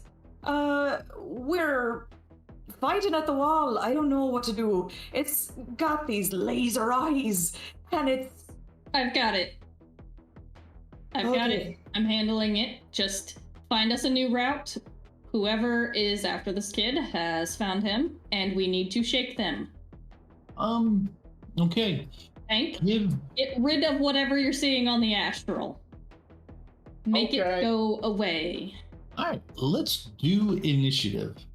Yeah. Just looking at my initiative going, okay, am I gonna stay am I gonna go digital? Am I gonna go VR? Or am I gonna stay AR?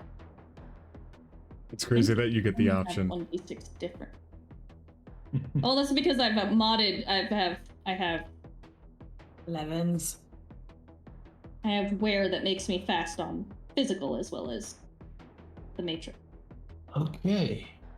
It wasn't satisfied giving me just one, so it had to give me 2.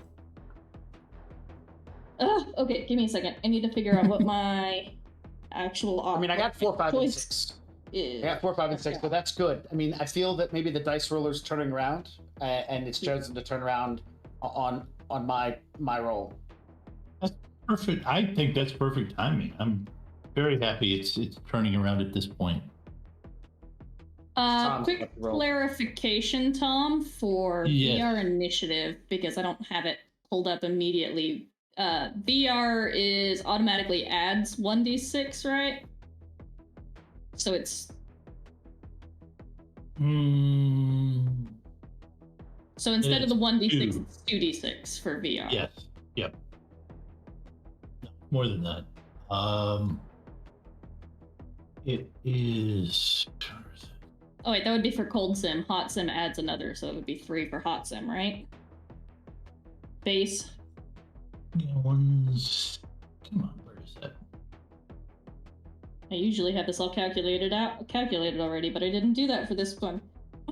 Okay, so VR cold is 1d6. VR hot is 2 plus 2d6. It's your intuition plus data processing. What is my data prop? Oh man, not as good as I was hoping for. But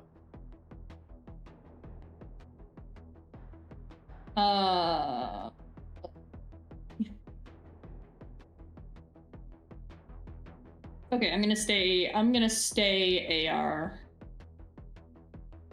So that would be reaction, intuition. I have wired reflexes 2, so 3d6. Okay.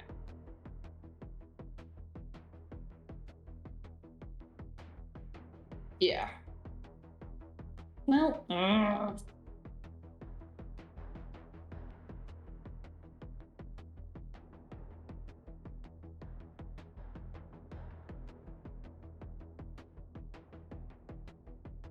still maxes out at 5 initiative dice, right? yes.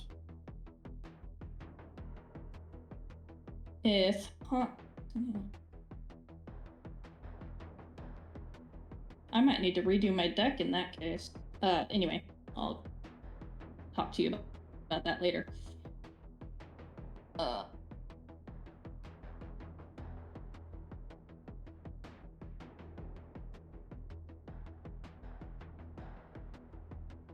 Okay, that's fine. I'm gonna slip into hot sim then. The fact that Tom isn't saying anything about these rolls is scaring me. It's just, just like, it looks like maybe. Just for fun, maybe. Who knows? I would have to say that I have never not rolled extra stuff just to creep out players. Question, because I'm not finding it easily offhand. Mhm. What's the calculation for how many boxes for a piece of electronics for like a cyber deck? Some Or number Your divided condition in monitor? half plus 8. Condition monitor. That's what. Yes. Yeah, device rating divided by 2 plus 8. Okay. You're almost acting like you Uh, expect to take matrix damage. Oh, I just did.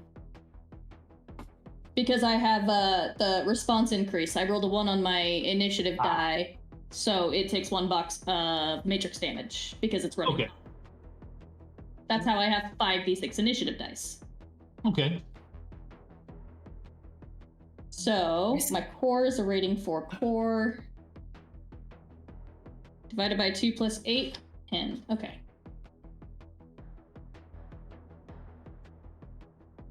Apologies, I haven't made a spreadsheet for her yet.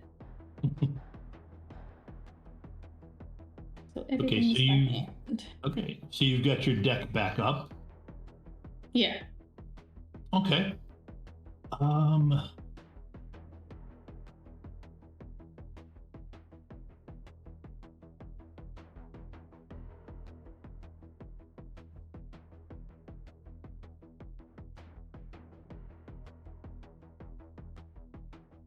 Okay.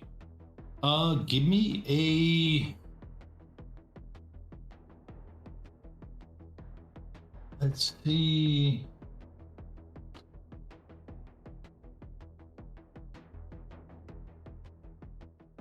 Okay, and Rovin, are you jacked in or are you? I will you're jump jacked- back in. Yeah. Okay, you popped out to say something and then hopped back in. Okay, all right. Then let's see.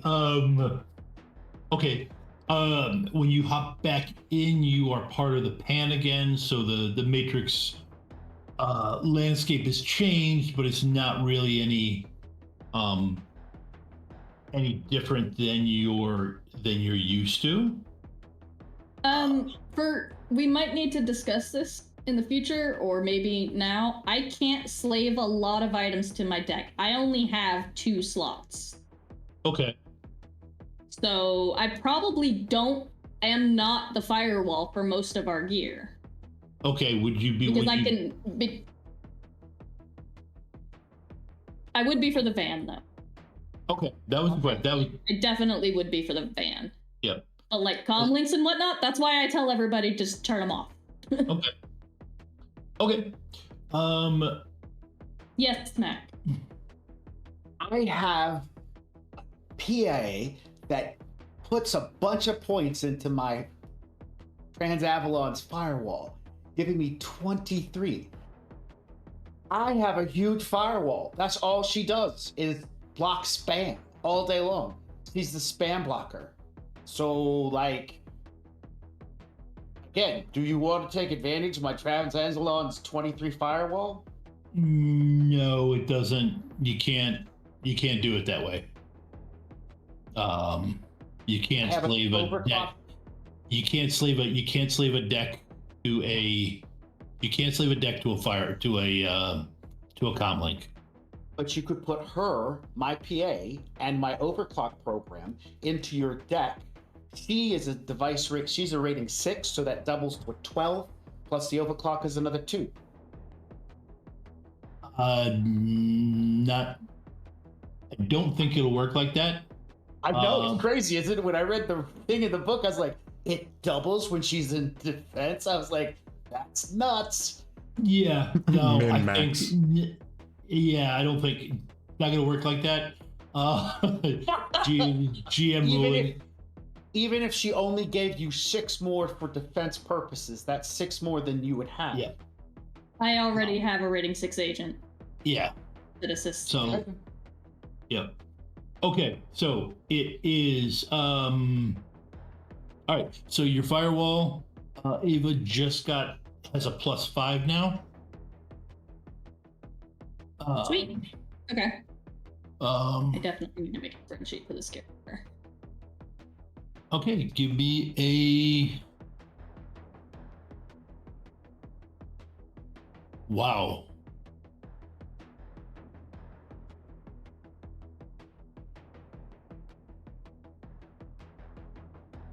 Wow. Okay. Well, hey.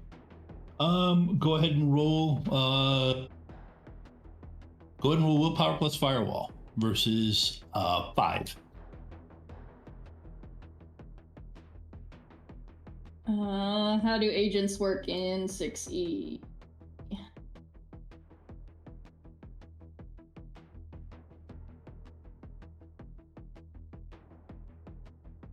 Come on.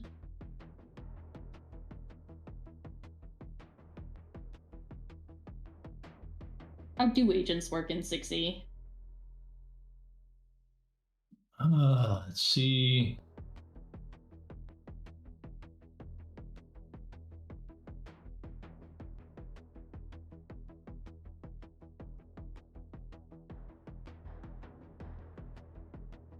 Here it is.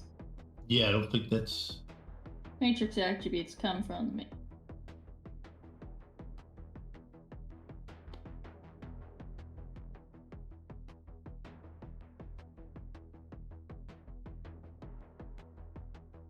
Okay, it wouldn't. Unless commanded to do otherwise, agent will always make a teamwork test on behalf of all of its owners' matrix actions. That's basically what I.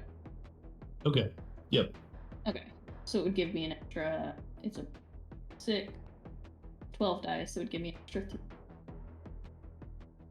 But defense is not a teamwork thing, so. And that's what I'm rolling, right? Yeah. You're going against the complex form. All right, you said, sorry, firewall and Willpower. willpower. Okay, my firewall is +5.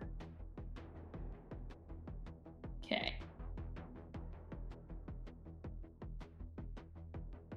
It's me, a solid. Firewall.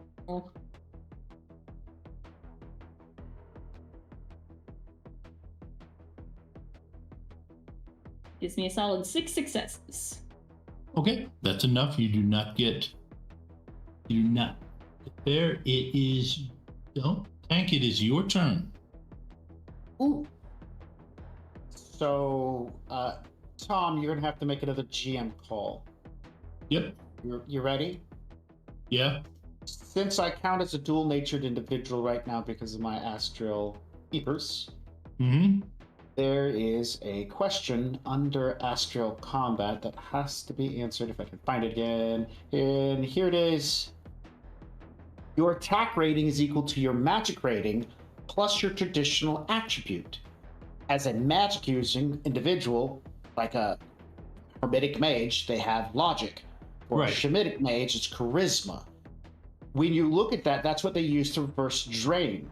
In Adepts, it never tells you, but it says you use body plus willpower versus drain. So does that mean body is my tradition attribute? And if not, then what is? Because it's not mentioned. The reason I ask is because that determines my attack rating for comparing versus this mage. Yep.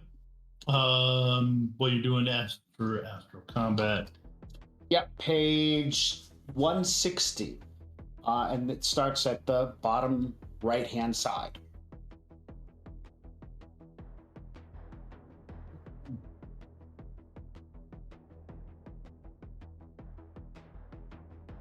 Of course, Adepts don't mention anything about a tradition. Well, Adepts can have it. What do you have any mentor spirits or anything like that? Nope.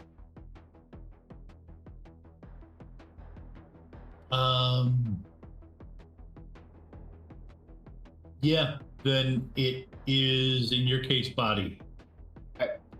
And just to kind of, as we segue into this, that means my attack rating in Astral is an 18. Body is 8, my magic rating is 8, and I get a plus Actually, 2 yeah, attack ratings because of one of my adaptabilities that puts me at an 18. My defense rating is trash because it's only 8. Right. Because it's intuition plus my mystic armor, which I think was a 3. Mystic armor was 6. I'm sorry. 8 plus 6 is 14. That's not trash. I take it back. I did good.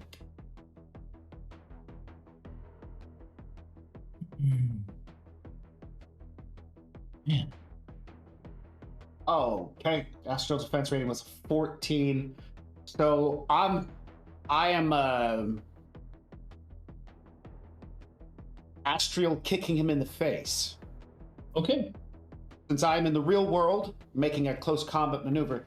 I have another question. It says that when you are astrally perceiving,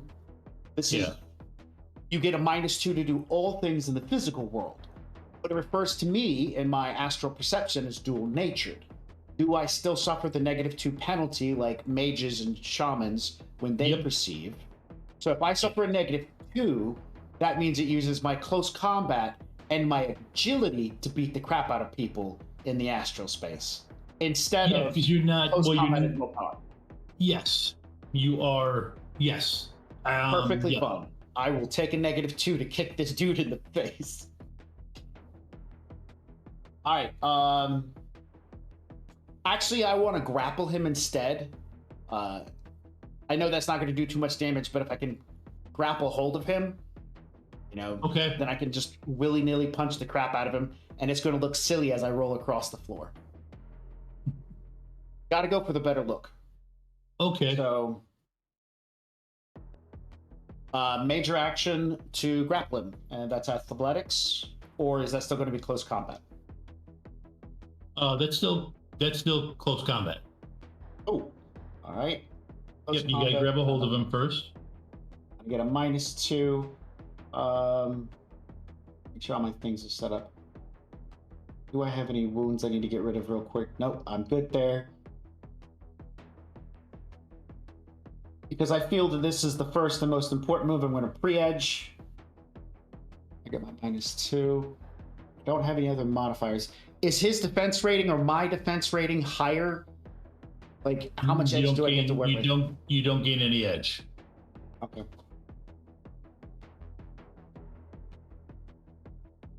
I got nothing. Eek. And since I pre-edged, I don't get to do any re-rolling or nothing. So there's... What's your close combat skill? Only a 2. Okay, and you're... Okay. And I haven't boosted anything. Okay, so why'd you have a modifier? Yep, okay. All right. Because of the -2 from doing okay. things in the physical world. Yep. Yeah, because you're still you're kicking, but you still have to be conscious of not kicking Buck in the head. No, I don't. That's fair. Okay. All right.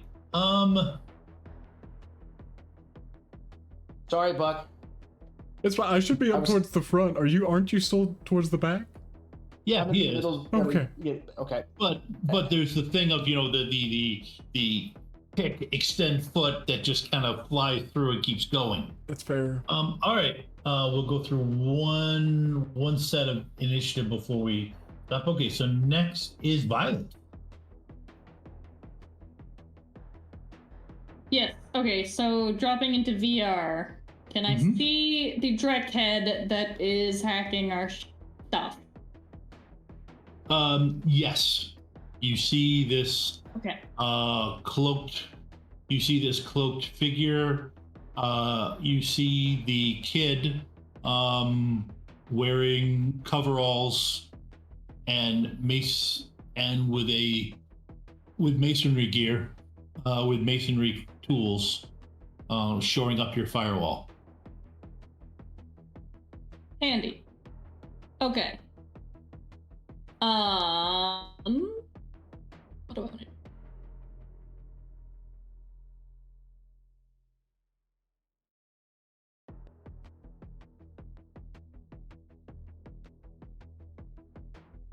Do I...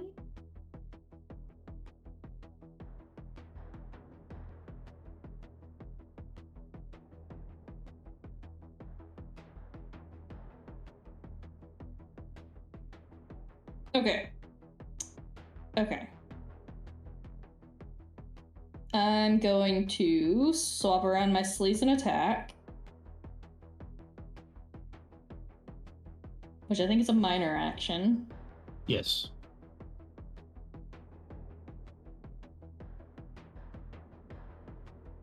have 1 major, 5 minor, because you max out at 5 minor actions. Yep, unless you have something that adds it back in during the turn. That's a thing? It is. I don't. There are things that will do it. Interesting. Okay, and then I'm just gonna straight up data spike this guy. Okay. So cracking plus logic versus data process firewall.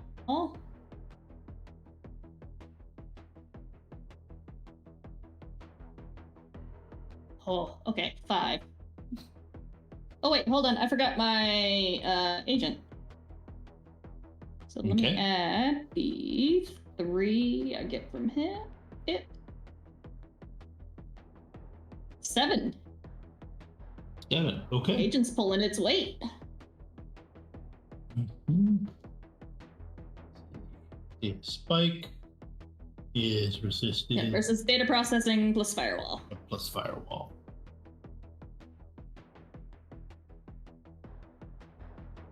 Oh yeah. What's your defense? What's the? Oh wait, actually. Data processing plus firewall. That's 14. Oh, never mind. What's your attack rating? Oh, that means you get edge on that. My attack rating's only 9 because it's attack plus sleaze is the attack rating, right? Yes. And then data processing and firewall is the. Okay. Yep. Okay.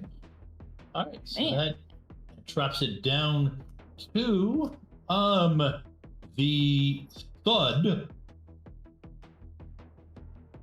everybody hears on the roof. Well, except for me in VR. Well, that's fair. Yes, you're right. The thud. Well, okay, yeah, you're right. The thud that Tank and Buck hear. The shaking that Robin Robin would feel it.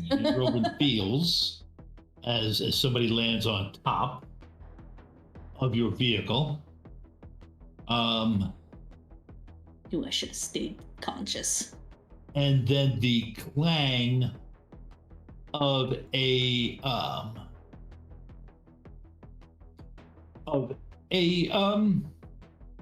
sounds like a pry bar would be your professional opinion, Buck. And then there is a spike that comes through the wall. Left to right from my perspective. Let's see, you're facing forward, so I would say left. Left. Oh, if I'm facing forward, I hear it on my left. Okay. Yep. If I am still up towards the front, what I am first doing is Jameson. Is he still up there? Hang on 1 second. Actually, there's a couple. That's what those guys do, and you hear prying. Mm-hmm. Okay. Yeah, I got a character that has to make some Tank movement. Regret. Yeah, make Tank regret his actions. Okay. Before we get that far, can I use my 4 remaining minor and just do a second data spike at this? Yes, go ahead and roll it.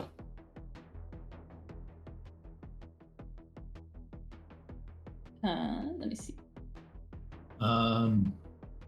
Add the assist dice this time. 5. Okay, you're doing 3. So that would be, let's see, my attack rating right now is 6. Half of that is 3. With 3 nut hits is 6 damage. Roundabout math just took me in a circle. Okay, Buck.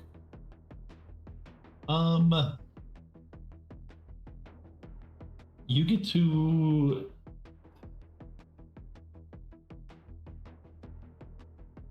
roll into intuition plus logic. Gross. Ew.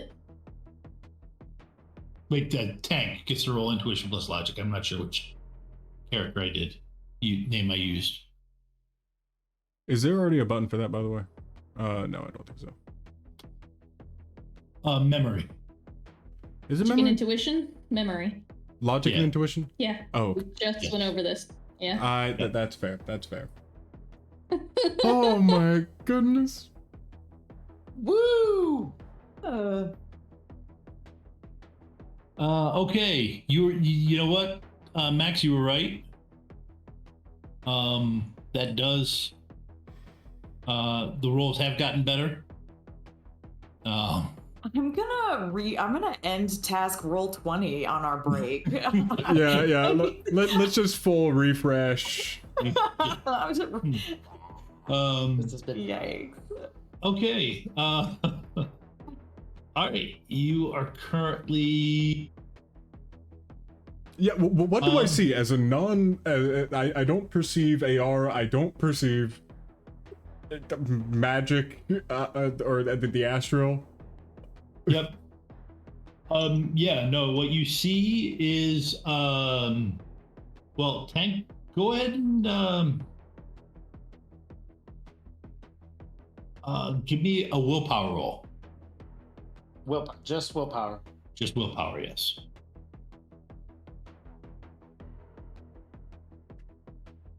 Nothing. No. Okay. I get no benefits to doing willpower tests in any way, shape, or form, so I have no edge to throw into that. Okay.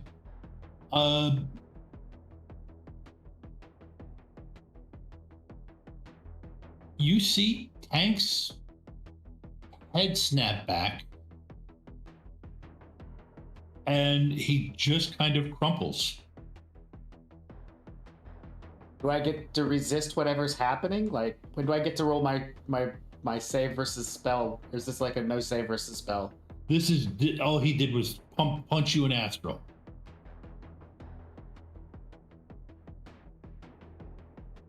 I mean, Okay. you are someone who can interact with the astral, even if you're physical. That's correct. That's Yep. correct. I don't know if there's anything against the astral touching you. Yep. No, there's not. So yeah, no. I mean, well, it depends. How much stun track do you have? This year? Only 11. Oh, wait a minute. Okay, so that was down to 9. He does addition tribute. So whoa, hang on a second. I just want to point out you asked Buck to roll a memory or the intuition and willpower. Oh wait, that wasn't. No, I said That tank wasn't me. afterwards. No, you see. I said Cool. tank afterwards. Okay, yeah. So Tank Buck has to is roll. saving against. So Buck gets punched. No, please, no. For not stunned. It doesn't get I'm punched. okay with Okay. No. I can't see the ghost, so I can't get hurt Yeah, by I the corrected ghost. myself afterwards. Max, I need you to roll memory, which is intuition plus logic. Hit the button. I hit it again. Okay. Okay, there. I see it finally. Okay, and that button. Aha! 3. Okay, so you're only at net 7 now. So you have to resist. Let's see. Addition. Attribute. That's so 3. So you have to resist 10 stun with your willpower. Okay, got it. Just willpower? Do I get to double my willpower? Because everything in this Nope. game is too. Oh. Nope, not damage soaks. Not damage soaks in there too. Okay, so you only take 8. Only 8. What? Only 8 stun. Yes. Yeah, you see his head snap back and just blood start to come out of his nose and his eyes. Yeah, Buck sees that. Buck sees that. Yeah, he got walloped in the magical realm by nothing. Jesus. Why get to spend my last 4 minor actions yet? Yes, you can.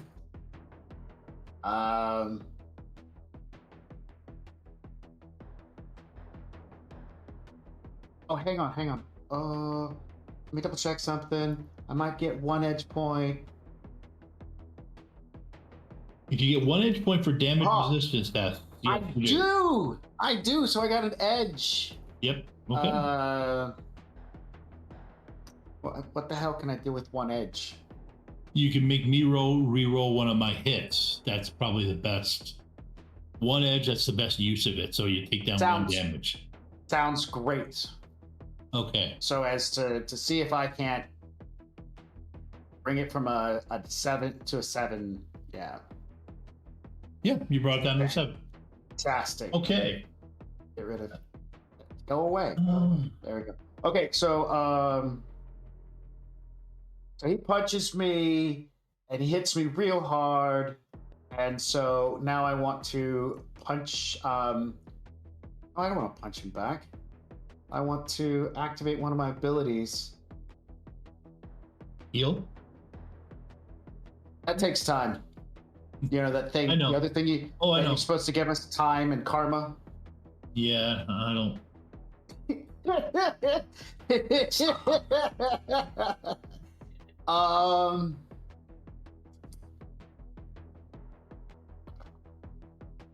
I am going to boost my body. I'm going to use my action to boost my body. I'm going to use magic plus attribute roll, so I'm going to be rolling 9 dice. All right. And all my hits turn into... I'm using the unskilled, so I'm adding 2 to it because it's a -1 and my ranking is a 1, so that's going to give me a total of 9 dice rolled. Yep. So that means my body jumps up by 2. Okay. So my body goes from an 8 to a 10, which means my attack rating goes up by 2 more. So it's a 20 now. Does that give me edge when I punch him in the face? Your body? No. No. My attack rating went to a 20 now. Oh, went to a 20? Might next round. Okay. But you use your actions to do that. Yep. All right. So, Buck, what are you doing? So I just see Tank get decked and then ready up and attack. Since I'm up towards the front with the kid, yeah. What I'd first like to do, Rovan knocked out currently, right? Yep. What I'd like to do is get the kid down in the floorboard up in front of Rovan, if at all kid possible. Currently has his arms wrapped around her leg. Okay. Oh, sorry. Yeah. Go ahead. How much experience does Buck have with astral presences? At this point, probably some, but I will tell you, whatever landed on the roof was pretty heavy, and is currently prying at the skylight. And that, okay.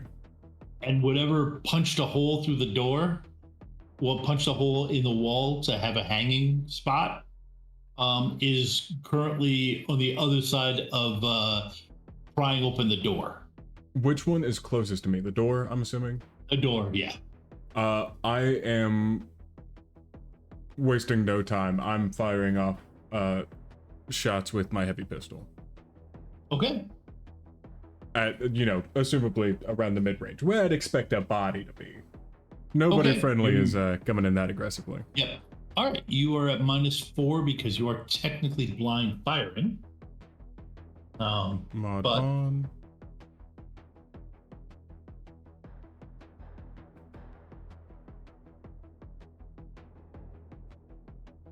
Is.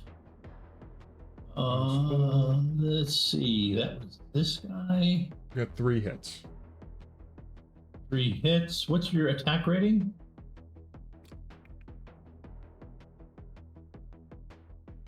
Oh, where'd it go?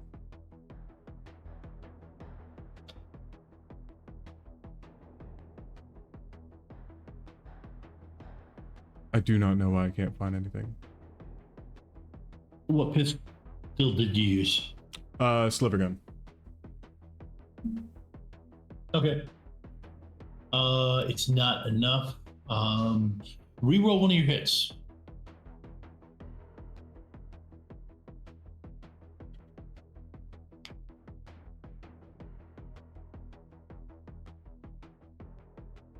Okay, you do base damage,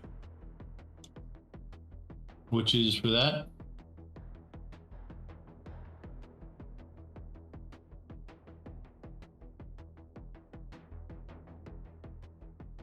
Do you know the damage for the slither gun?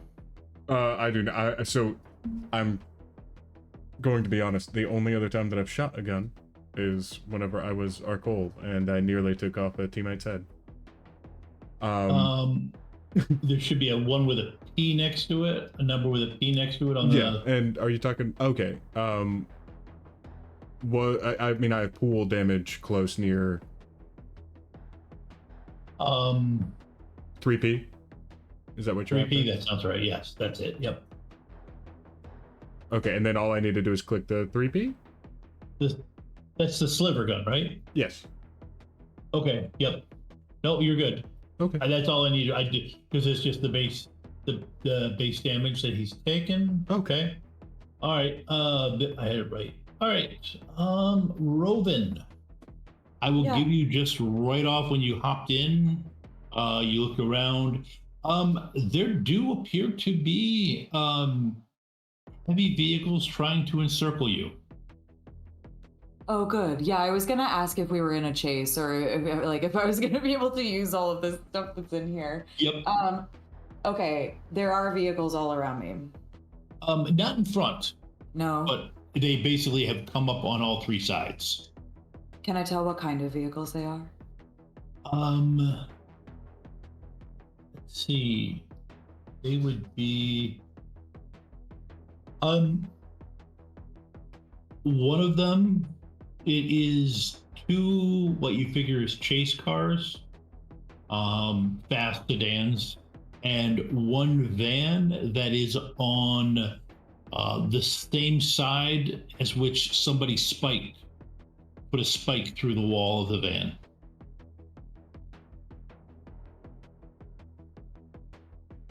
Okay. I don't know. I don't think I need to roll judge intentions to be able to tell that they're trying to get this kid back, right? Yes, they are. Yeah. They are aggressively attempting to enter your van. Now, it's entirely possible Buck could owe people money, or a jealous boyfriend. Or girlfriend is coming after him, but it's more likely they're after the kid, yes. Yeah, okay. In that case, I'm interested in I wanna hurt somebody. I want to, where did it go? I was just looking at this. Do I need to make a piloting roll first? I don't know. I shouldn't tell you to make me roll things. Roll 20 is being not good. Never mind. Sorry. Well, it would depend on what you're trying to. You get the roll depending on what you're trying to do. So they're like, I'm here. I'm a bus. Two chase cars, and then like a van behind me. No, the van is up along the left side. Your left side. Okay. Is up along your left side. One chase car is behind you. One is off to the side. Right. Okay. I am interested in making a sort of maneuver. I know what I want to do. I don't know how to match it to the edge thing. So I'm going to say that first and then we'll figure it out. I want to like move my vehicle. Can I like drift slightly to the side and like maybe do an intentional sort of fishtail, either to like hit them and cause them to like veer a little off course, or to cause them to like fake them out and make them okay. yeah. Yep. Let's Also, see. it would be really nice if, like, the side effect was the dude that was trying to peel my head open. Which, by the way, I know I've been trying to think this entire time about, like, when I'm jacked into the bus, which parts of it feel like me, like which parts of me. And for some reason, when he started like hitting me with the crowbar, I was like, why is that happening right where I hit my head when I jumped out of the dragonfly? Anyway, the end. Sometimes you do have to wonder, how would a bus wear pants if it could? But Is it like bottom or is it the back half? the back wheels, right? Or maybe the entire bottom half of it, all four wheels. Even and the top of it too. No. That I'm assuming that the pants would stop. Anyways. Oh, there we go. Never mind. I got there. So it's Okay. like hamburger or hot dog style. Okay. Anyway. Exactly. Yeah, I did Alright. that backwards, but yeah. Go Why are we ahead. talking about a bus wearing pants? I don't know. Why not?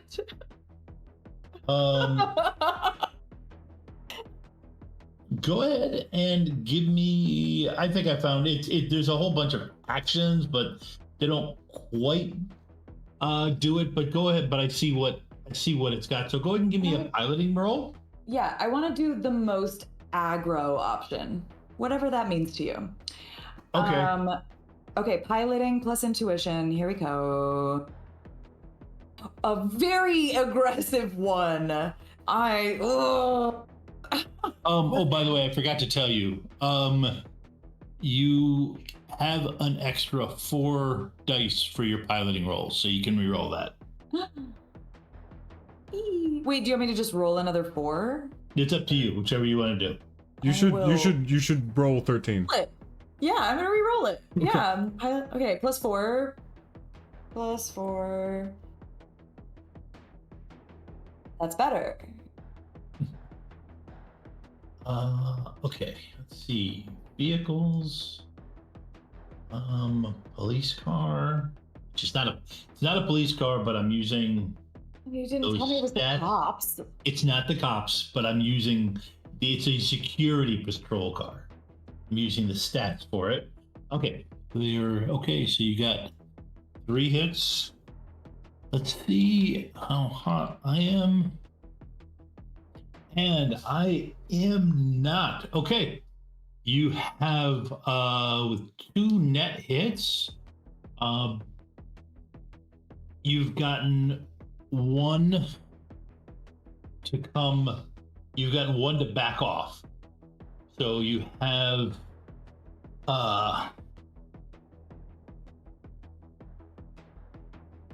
okay. You've got an opening. You've got the car on the right to back off and pull back. So you have an opening. You can swoop in there. I can go backwards through it. Well, it's one on the left. You can take a side street off to the on the right. You could turn to the right and take a side street. I thought I was trying gonna to hit lose a them. quick brake move and like fall behind them, right? Yep. Well, that's the other option. Yeah, you could pull out and definitely do a stomp brake move because you backed him off. That's what I want to do because that's cooler. Yep. Okay. So that's for next. Yeah. That's for next one. But what was I doing? Oh, I know. I have to figure out if the troll on the roof can stay on the roof. Which the way I'm rolling, it's not a surefire thing. It is though. He does hold on to the roof. That's lame. Or he does stay in position. The guy on the side who's rolling less dice. He stays also. All right, so to cap things up, you've got a troll on the roof, an orc on the left side door, prying at it, both of them prying to get to using can openers to get into the van. You've got Tank spraying blood around. You've got Violet spiking data. And you've got a 6-year-old boy playing with Legos inside Violet and Rovin's brains. On that note, I think it's probably a good time to take our break so I can get some whiskey and pizza to take me through the last bit of the stream. Absolutely fair. And everyone, please make sure to drop that Rem PC into chat for a chance to win that Rem Alternis t-shirt. And we'll be right back in 10 minutes.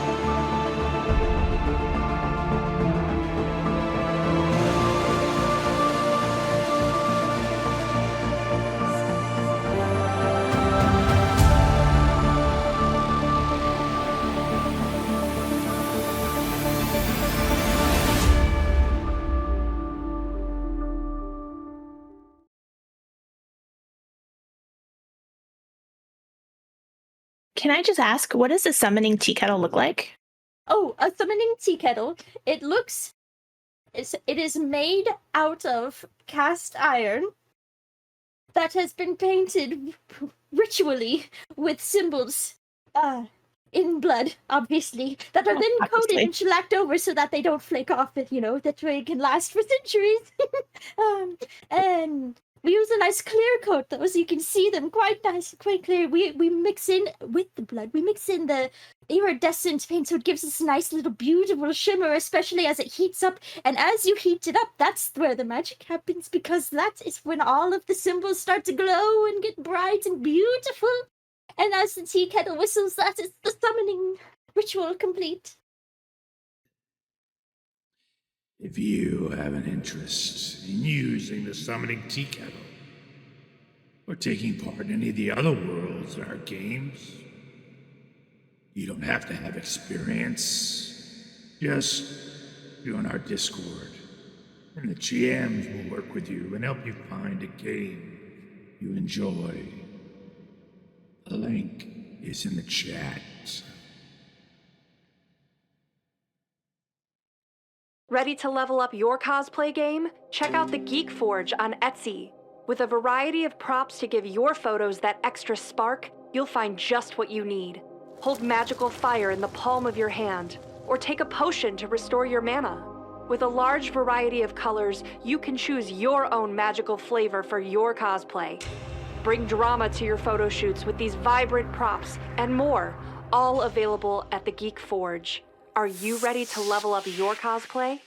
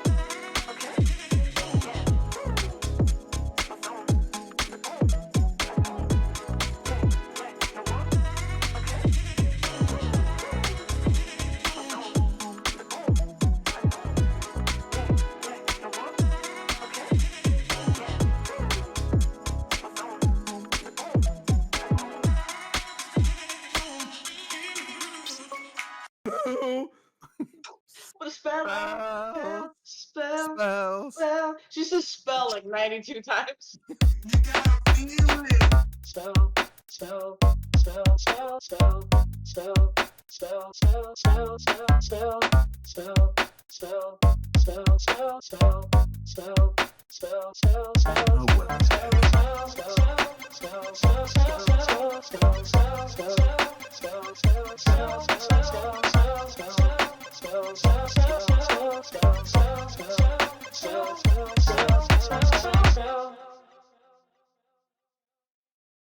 You get to play with us now, which is so exciting. So with channel points, bits, and subscribes, you can give rewards to the player of your choice.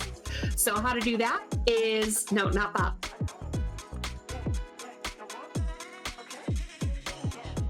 Channel points, I believe it is 500 points, gets you NERPs, which is +3 to any dice roll to the player of your choice.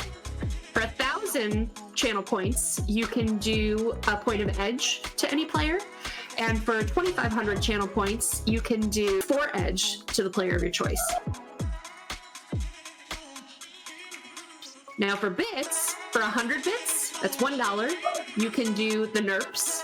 For 200 bits, that's $2. You can do the point of edge.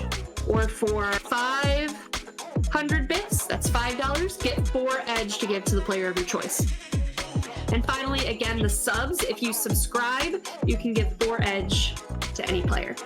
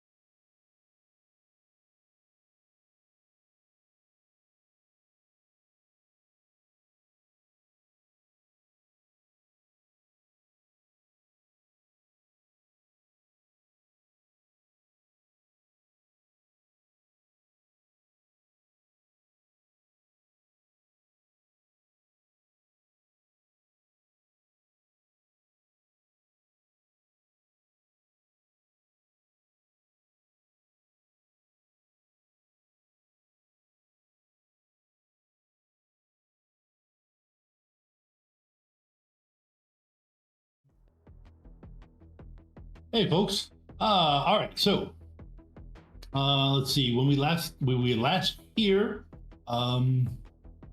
we had finished a round. And Rovin had successfully forced one of them out of the way.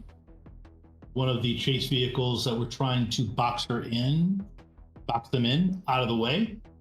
Buck had shot an unarmed door. Taking that sucker down. Yeah. And a ring wraith was using his Cyclops beams to destroy the firewall that protects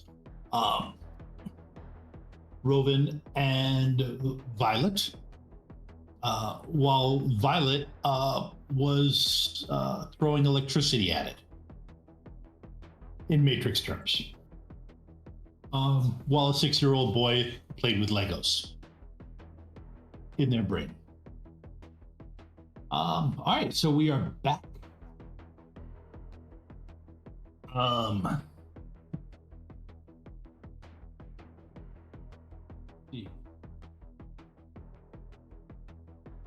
You know what? Sorry, folks. Hey, just leaving the server. Because the guy is a pain. Okay, sorry about that. Let's see. Oh, yeah, it is the Ring Wraith Cyclops dude. Who honestly is tired of what Rovin is doing.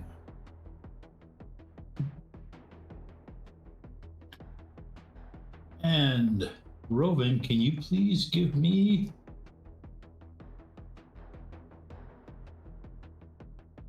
a data processing plus firewall roll? You want a what now? Sorry, not Rovin. Wow, why am I doing this with things? No. Can Violet do that? Yeah. You actually do have data processing plus firewall. But yeah. And your firewall is still jacked up. 5, yes? Yes. Yep. Yep. Yeah, he can sustain 2 complex forms. At least.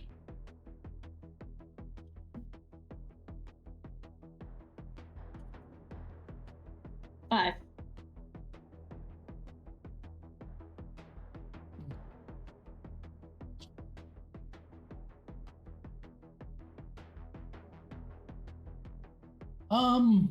Go ahead. Oh, excuse me. Go ahead and re-roll one of those.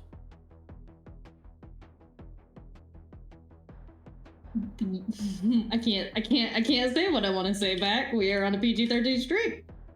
Hey, if he gets an edge, he has to use it during this encounter. He might as well use it. Okay.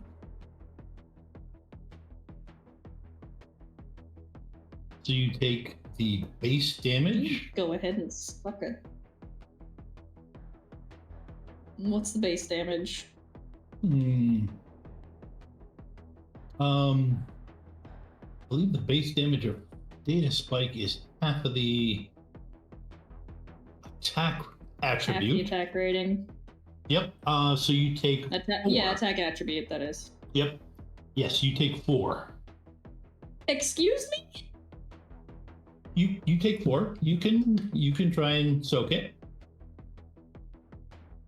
What do you soak with?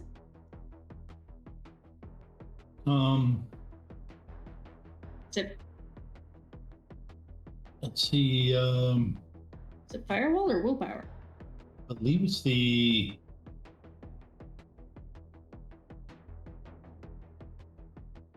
Oh yeah, matrix damage versus firewall. Firewall, yes. Oh, perfect.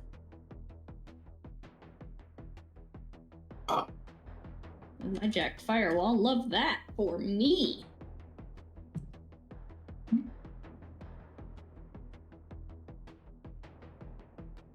so I'll take 1. Okay.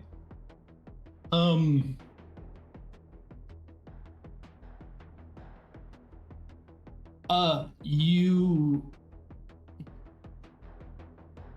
and the two of you see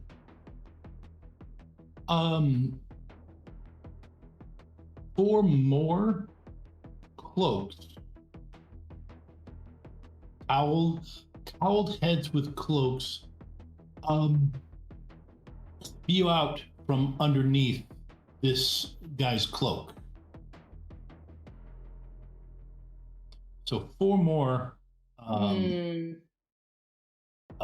personas have joined the fray. So this is a technomancer we're dealing with, and those are probably Sprite. Okay. Next action is tank. What are you up to? I would like to punch the snotty out of him. Scotty Snotty. There is my character sheet.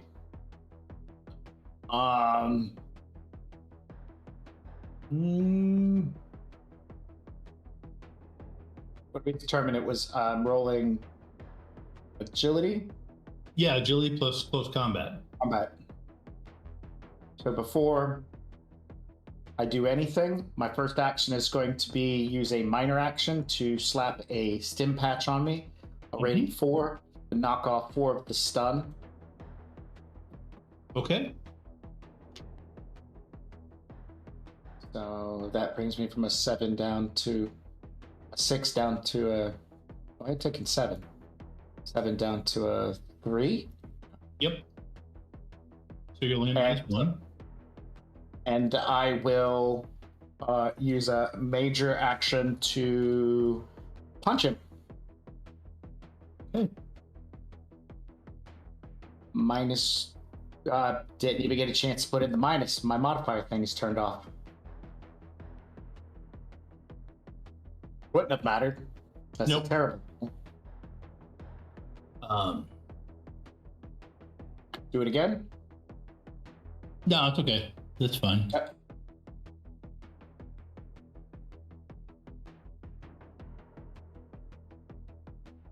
Okay. Anybody got some edge to throw at him to make him re-roll those 2? Can only be you. Can only be me? Somebody give me an edge real quick. Yeah, well, no, actually, you guys, that's right. You guys can trade edge 1 for 1, so. Anybody? Yeah, I got you. Sure. Sorry, for a second there, I forgot that I had only lost that team bonus with Violet briefly. Yeah. I thought that I had lost that with I thought I had lost it with everyone. You'll there for a never second. lose that with Tank. Tank will always, always. I'm your homie. Thank you, Tank. So I'm going to spend the 2 I just got from Robin to make him reroll his 2.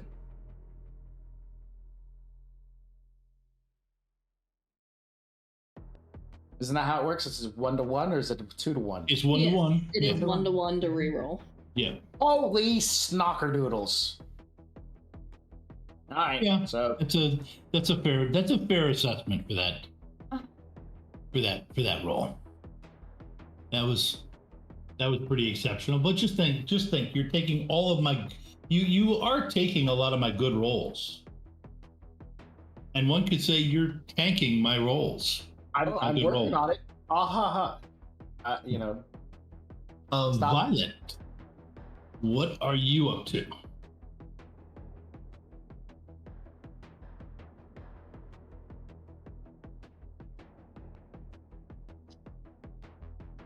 I think I want to get this guy, who I'm assuming right now is a technomancer, because you don't just pull 4 deckers out of your coat unless they're sprites and you're a technomancer. Or they're really small deckers.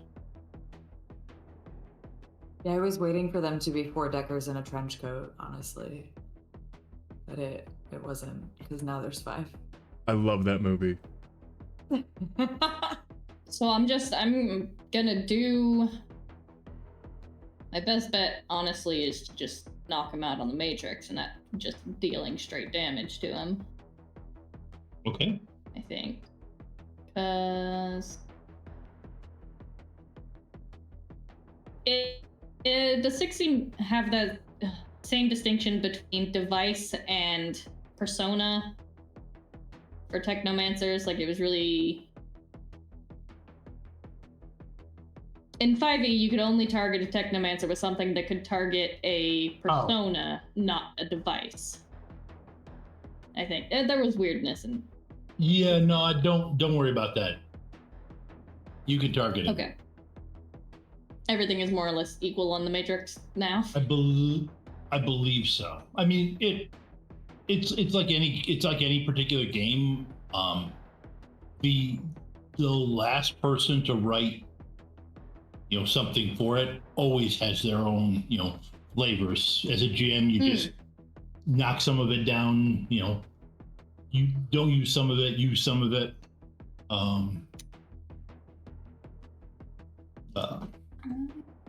Where did it? I have too many things.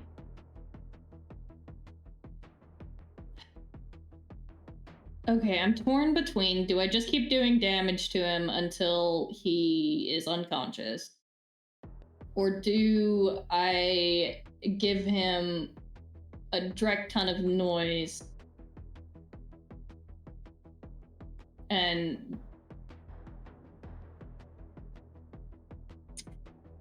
How long does that last? Until the end of the next combat round? Okay. Actually, I take that back. I can do both. Because I have a shit ton of minor actions. Okay, so I'm going to use my major action to do a denial of service. Okay. On what I'm assuming is a technomancer. So it's electronics plus logic versus willpower and firewall. The number of net hits times 2 is a negative dice pool modifier to all tests made with that device until the end of the next combat. Okay.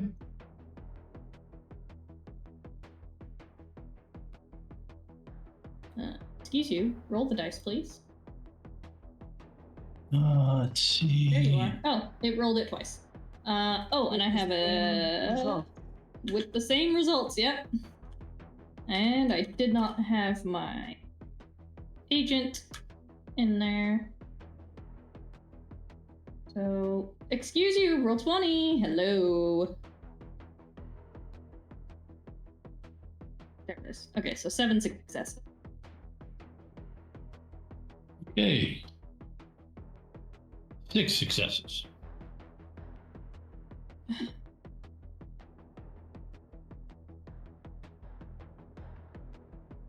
Well, that's dumb. Yeah. Oh. Fine, he has a -2 until the end of the next round. Yep. But I am going to then change 4 of my minors for a major and do another data spike. Okay.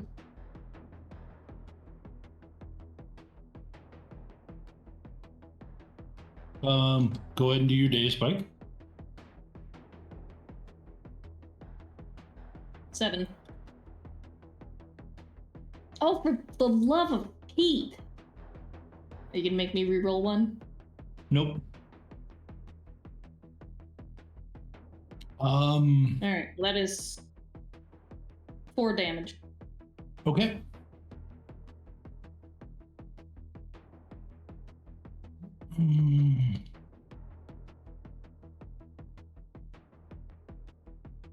Okay. All right. Next up, let's see. 25. Oh yeah, no, guys up top. Let's see. Get to roll.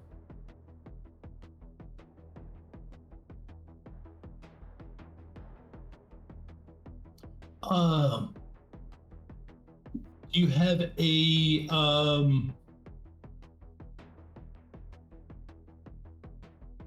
Roven? What is the body of the vehicle? It is 16. 16. Okay. Go ahead and roll that. Roll 32 dice. Right. I would love to. Thank you. 32. But that was just one. I want to do more than that. Could I? Okay. Hang on. There's a way. I gotta type. What is it? Backslash. Okay. Backslash R D. How many do I have left? I did 8. Okay. Yeah. 7. So 25 of 25 left. D6. Go. If you put a greater than 5 at the end of it, it would have counted that stuff for you. Oh. But okay. Wow. 1, 2, 3, 4, 5, 6, 7. Doesn't matter. Okay.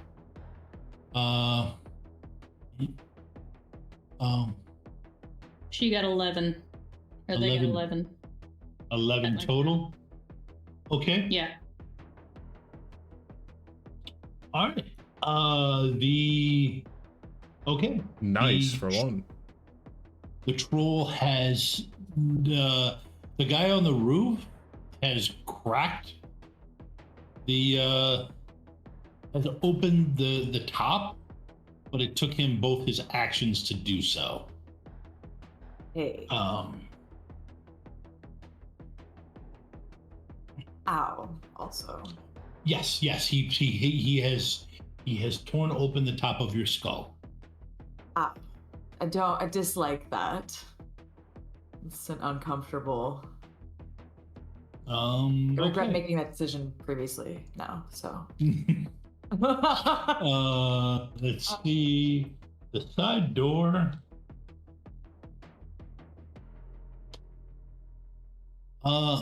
Does not go as nicely for the guy who is trying to rip open the side door. But you do hear something being jammed into the opening, Buck. Since I'm assuming you're still staring at it, planning on shooting the unarmed door again.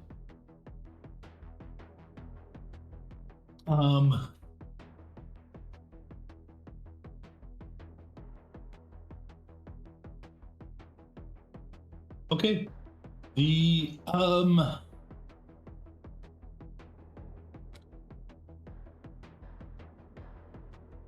The drone activates and walks up and opens the door.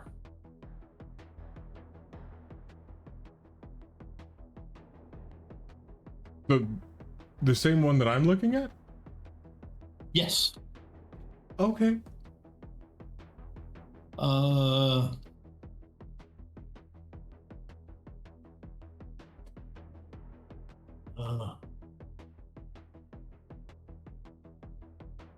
Okay.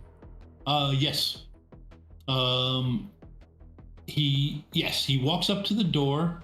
At the same moment that he pops the opening on the door, you see that spike that he put through the side of the vehicle.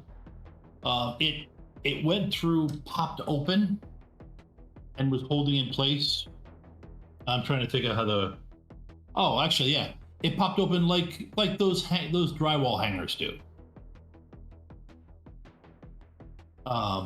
So it was popped open, stayed in place. However, at the second that it's opening up, it for some reason decides to close up, and you hear the orc scream as, while the door is now flying open in the wind, the orc has fallen off the side of the vehicle. All right, go bust a move. Attack. Would you like to roll another defense against being actually? At this point, he can't.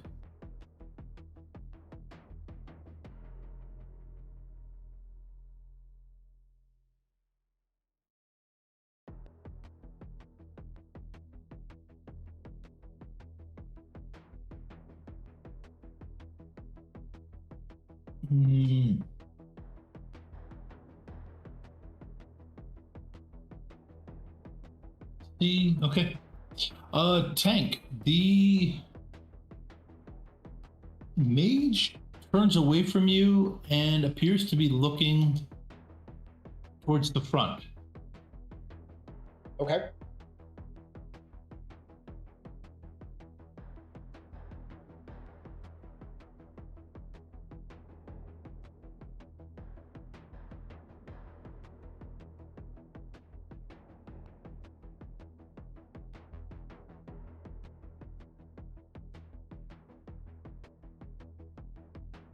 Okay. Control actions on kid. All right. Next up is Buck. What are you doing? Given that I've just seen the orc on the side, pop off, I can assume that I hear what is going up on the roof right now. Yes. Oh yeah. You definitely hear the. It was not. I don't. Actually, I might be the only one. It's not a normal thing for someone to pry open one of those from the top, but they tend to make a horrendous sound unless you do it correctly. Fair. Rovan, what does the seating situation look like in the magic school bus? On the ground level, it still has a lot of its seats, like right behind the driver, which is like a standalone chair, and so is the navigator's side, like a classic RV situation. There's like these seats behind, which are just for sitting, and there are how many seats do I have? I can tell you, seats for 8 people, including the 2 up there. So it's like actual bus seating. Behind that, there's like more bus seating, but it's kind of like converted into table space. Like if you've ever been in one of those old RVs, the ones that like pop and fold up and stuff like that. And there's like along the one wall, there's like, it's been gutted out to make a kitchen. So there's like, and then, but upstairs, once you go upstairs, it's not seats, it's like bunks that are up there. Okay. So, and this guy is trying to pop in through the second floor? It must be, yeah. And there's a skylight up there too, which is He's rudely prying open the chassis when there is literally a skylight. But anyway. Well, he didn't. Well, he didn't smash through. He pried through the skylight. Oh, okay, got it. Yeah. He's prying open the skylight. Yeah, it wouldn't be. It would be locked. So anyway. I would absolutely like to book it up there. I don't know exactly how far of a run that is right now. That's within your movement. Okay, I would like to book it up there, and I want to. That ain't that big. Yeah. I want to just action movie hero slide under one of the beds with my sliver gun pointed up through the open hatch. All right. Go ahead and give me. Do I need anything to pull off that awesome move, or can I just the awesome fire? move? Give me an athletics roll. Okay. No, that's not gonna be much, but oh, never mind. I still have modifiers on, so just 0. 3. Okay, that's enough. Out of 6. Unfortunately, nobody was there to appreciate it. I appreciated it. I'm the bus right now. I'm in Rovan's head. Go ahead and roll your shot. Got it. Everything's gone. So I got 4 on that.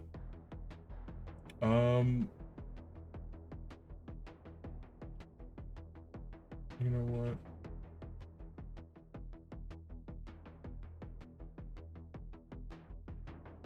Oof. How much Uh-oh. is it to re-roll your misses? Isn't that 4H. 4 to reroll all from 5. Okay. Yeah, I'm gonna do that. 1, 2, 3, 4, 5, 6 dice.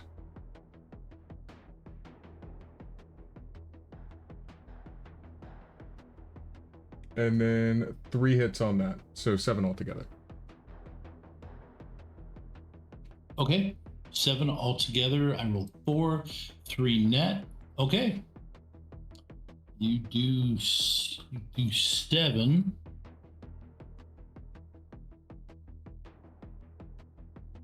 Damage base. Take. He does not look happy with you. Well, I'm not happy with him. He just ripped off the magic school bus's skull.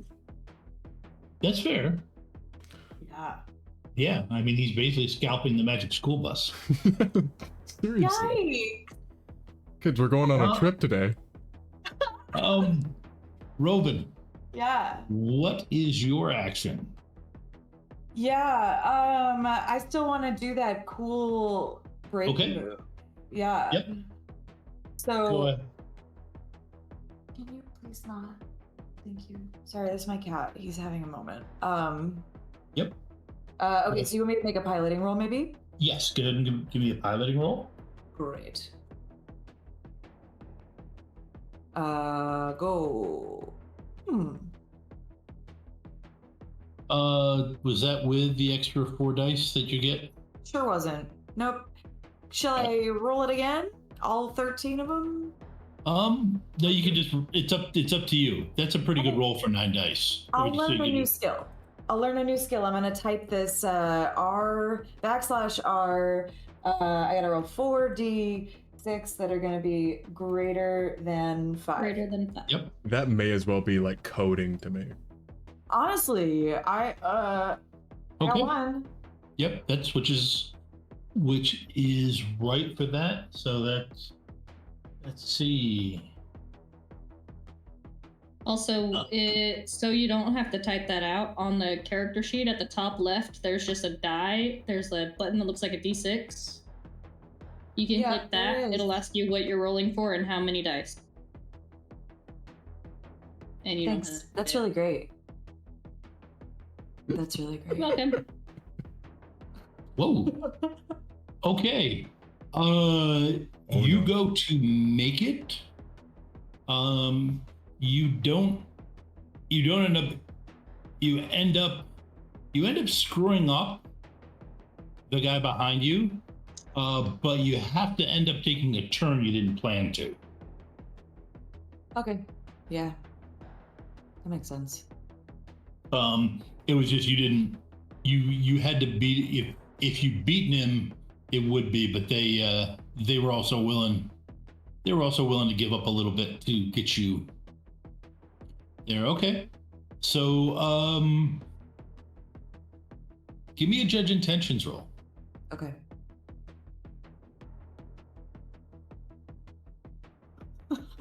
No, I don't know. Okay. Nope, that's fine. You don't pick up on their.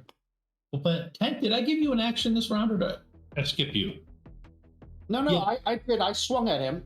Okay, And then you swung he at turned his attention elsewhere, so I ended up Yeah. with 3 minor actions near the end of my round.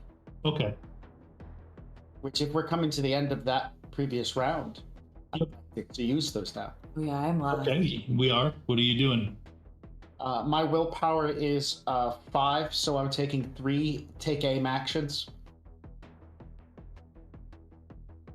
So the most I can have is 5. I'm taking 3 take aim actions. To add a +3 next round to punch him in the head.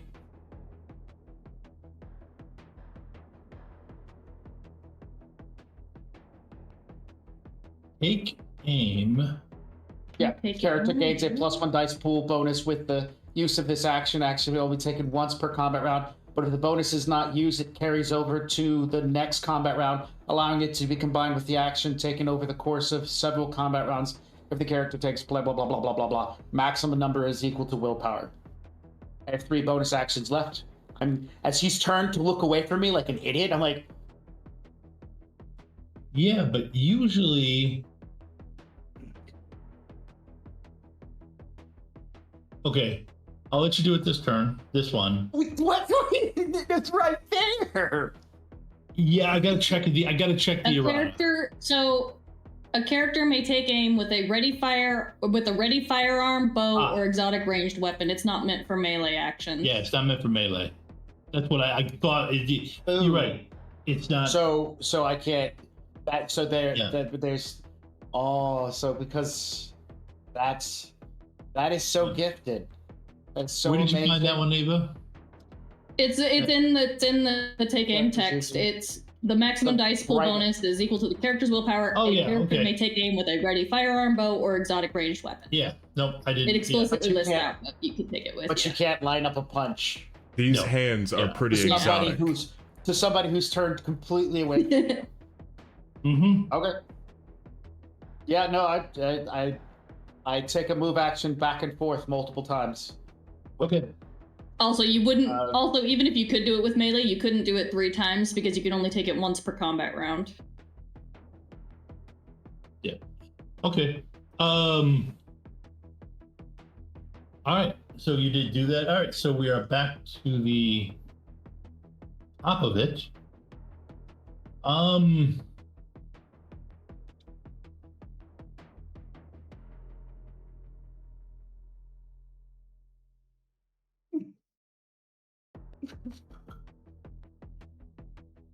Okay.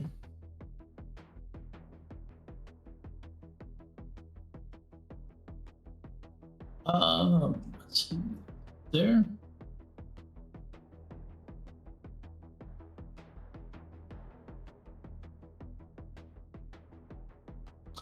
Ava? Yeah. Go ahead and give me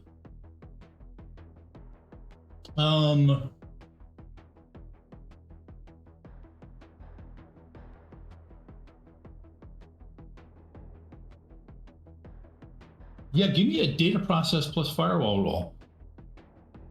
My firewall still boosted? Yes, it is. Okie dokie.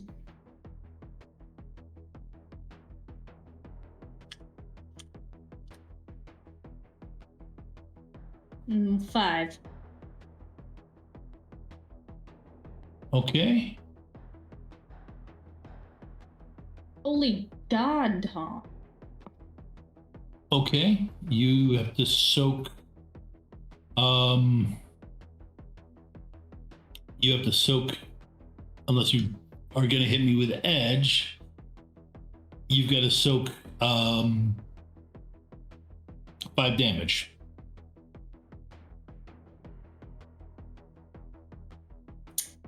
All right, with firewall, yeah. Yep. Aye.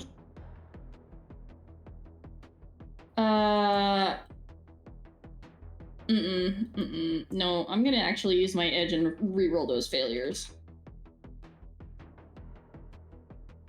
Thank you. No damage from me.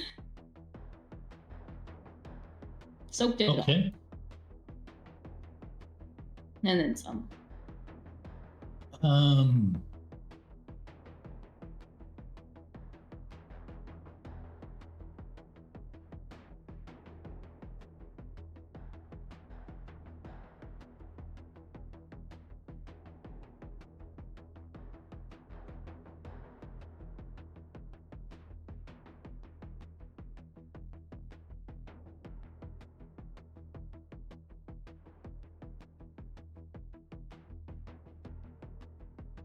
Okay. Another willpower plus firewall roll. Oh, I hate you, Tom. Oh, I really hate you. Wow. Ha! Yes. That's net hit. So even though.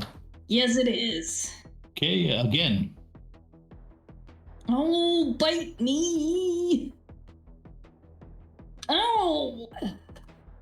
Ah! Okay, one more time. Bite me!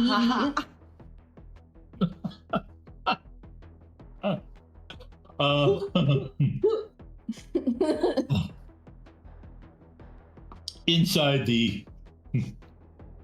the matrix, inside your brains, or inside the pan, you see 3 of those cloaks attempt to encircle and wrap themselves around Violet. She manages to dodge each one.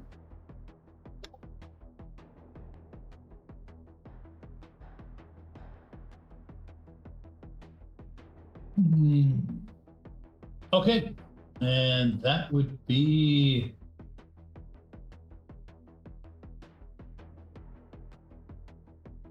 yep, that would be the nose.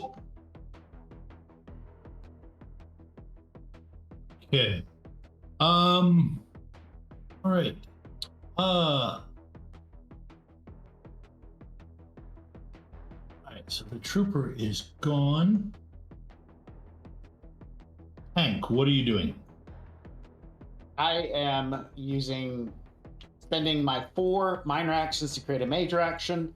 I'm boosting my agility because this -2 is massive hindrance, so maybe I can balance things out. So make sure modifiers turned on. 2 to that. Submit. I gained 3 to my agility. And so because I'm going to punch the mage in the back of the head, and that means absolutely nothing because he's not even looking at me, I'm just going to roll. I lose 2 dice for being inside, but I gain 1 dice because of my increase in my agility. So, aha! And I got 2 successes. Woo! Okay. I don't have any edge, so that's all I got. And it would be, there's no 4s in there, so no reason to kind of try to bump anything. Yep. Okay. 2 hits. Yes. All right.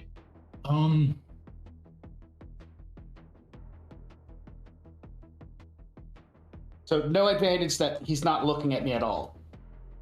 No bonus. Well, no, he did. Nothing. Yep. No. All he gets is a damage resistance roll. That's no bonus to me. Punching him in the back of the head. Yeah, whatever.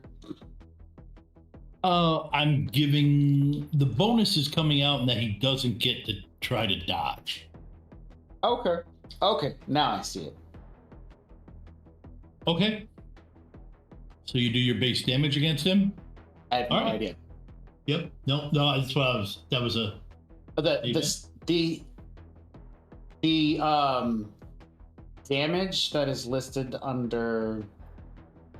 Yeah, I gotta look that up. It's not your. It's not going to be your body. It says unarmed damages suck. Well, no, not in this. Don't worry about it. I've got it taken care of. Base here it goes. The base damage value of any unarmed astral attack is your tradition attribute divided in half, rounded up. Net hits add 1. My body right now is 10. No, cut in half is a 5. I'm not. There, I have to. I will concede that I got to look up. I got to look that up. Cool. The specific stuff, but I know it's not your body. It says the attacker can choose physical or stun, and I don't know him or like him, so I choose physical. Okay. All right. Put damage onto his flimsy little magey body, wherever the heck it has a residing at. Violet, it is your turn. I think I'm gonna do the same thing. I'm gonna do another denial of service and hope I get more than 1 net hit this time.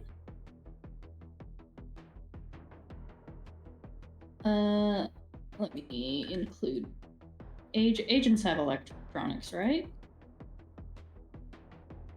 Yes, they do. Agents pulled up. Okay, used to remember what skills agents had, but that was 5th edition. Oh, for the love of... Hey, I just lost 3 of those rolls in a row. I had like 5 more dice on this roll, though. That's fair. I will give you that is incredibly annoying. All right. Fine. Okay. All right. No denial of service. He's still at the -2 until the end of the round, but I'm going to change 4 of my minors into a major and do another data spike. Go ahead.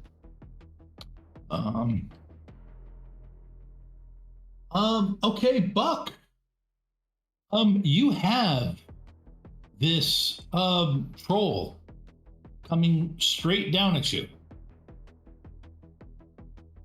It's the one downside of doing the cool move and shooting upward. If he isn't killed by it, he can cannonball you. That's right. It just means that he's getting, so is he in the hatch right now? Is he coming out of the hatch? He is jumping through the hatch down at you. So it was a sunroof, and he's jumping. He's pried it back, and he's jumping down straight at you. So you get the advantage of having cover, which takes off from his attack.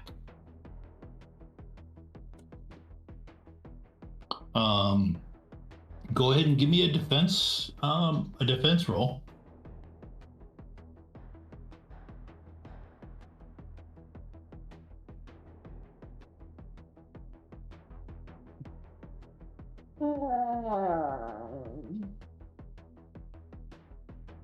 Oh wow. I can't do too much with one edge either. Let's see. Well, how many do you need to do something? So I think I'd be able to reroll 2 4s with 1 more, I think. I think it's 2 edge to reroll my 4s. It's no, a 2 edge to As move your 1 for 1 to reroll, 2 edge to make a 4 or 5. Oh, to make a 4 yeah, 5. which is what if I gave you 2 and you Make had 3 a then? 4, a 5. If you have 3 edge, does that do more? That doesn't, as far as rolls go, it doesn't. Okay. Well, man, what's the code for exploding? David, you know it? Exclamation mark after the. Oh, that's so nice. He's exploding. It's an exclamation mark after the. Or no, wait. What? After the D6. I think. Wait, hold on. Did that explode?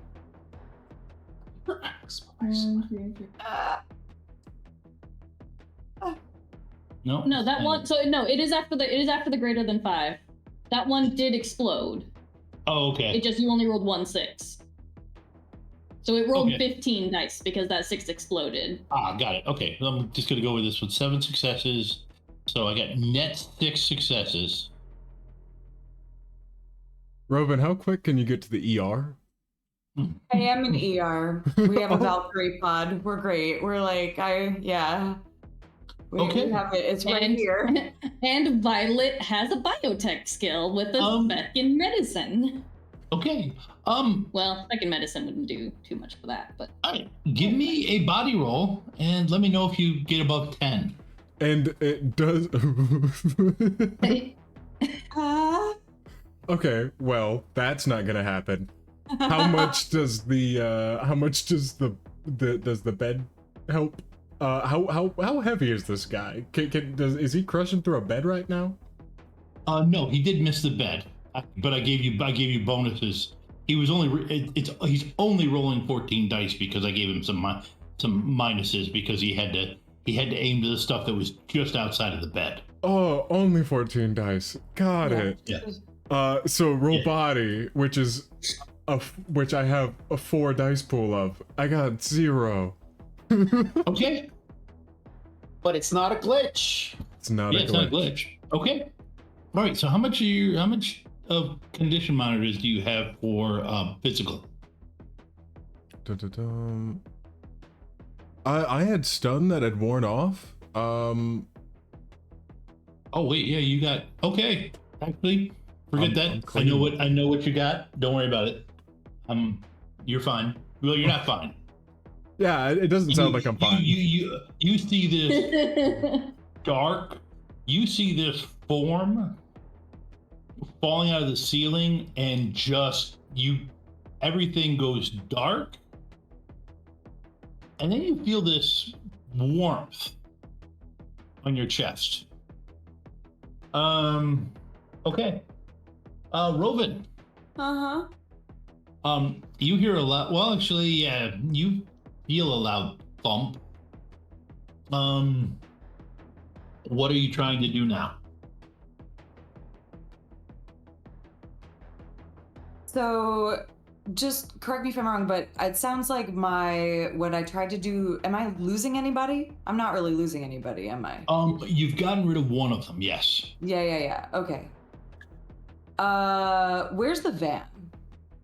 The van is currently, you had to take a turn. The van kept with you. The van is on your left. Okay. And there is a car behind you. Okay. I did also want to share, in case anybody hasn't read this recently, one of my favorite things in the world is to run my vehicle into things. And when you read it in the Shadowrun book, it says, sometimes you want to crash into another person or vehicle with the craft you're steering, maybe because you're desperate or you're a psychopath or something. So do with that information what you will, I guess. Can I roll to hit? I don't know.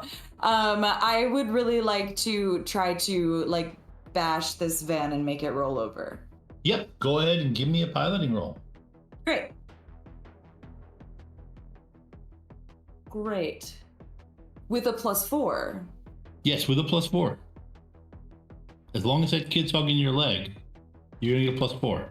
Okay. Thank God for those +4. Hey, the power of hugs. Yeah. Anyway. What's up, Miss Frizzle? The power of hugs. I don't know. Did it save me? Can I do what I wanted to do? Can we roll that thing over? Yep. No. You definitely thud it. You give it a good thud, and it is starting to yeah, it's rolling backwards. Yeah, it's backing off. So you got it to back off of you a bit. It did not roll over. You didn't get quite enough. So you didn't beat it that much. That's fair. But okay. All right. That puts us at the. Well, actually, give me another piloting roll. Mm-hmm. With a +4. With the +4, yes. Gotta say it out loud to remind myself to do it. Yeah. Okay. All right. Okay. And I believe we got one more. We got one more cycle before we hit the end of this adventure. So now would be a good time for a 5-minute break.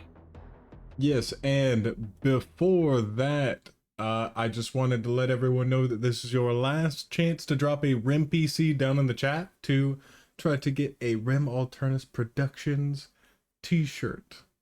Throw that down in the chat and get your free entry to win. But we will be right back.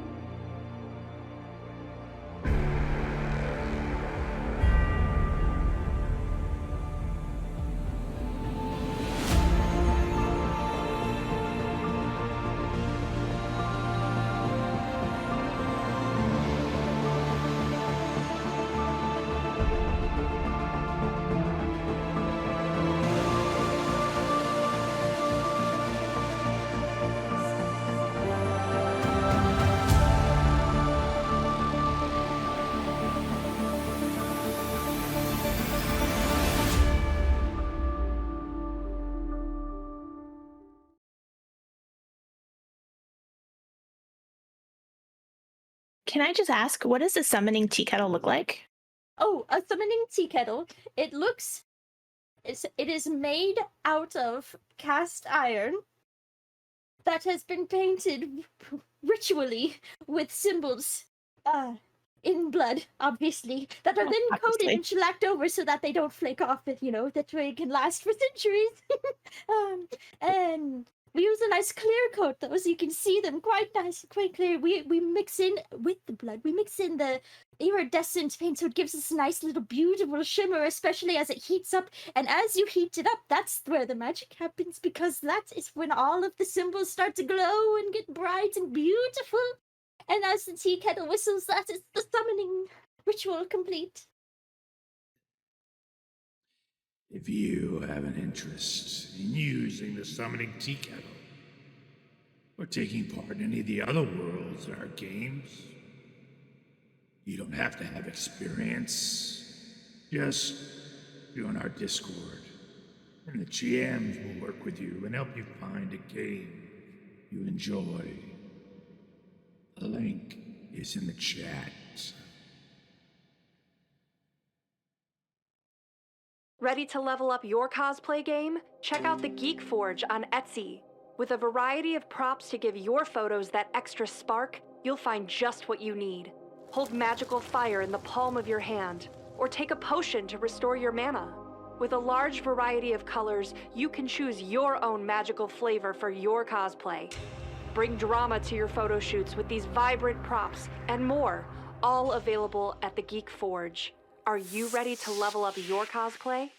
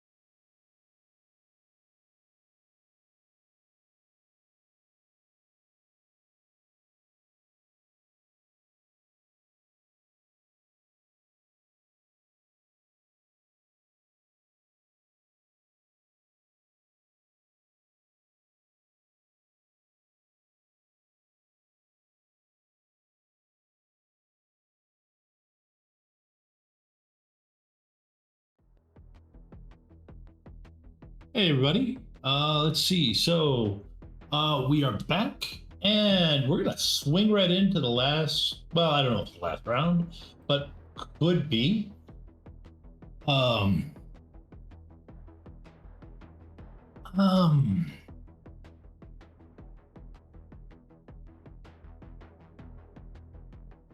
Okay. Ava. Yes.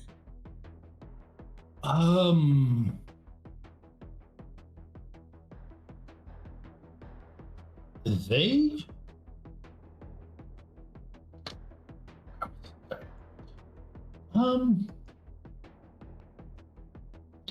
give me another willpower plus firewall roll.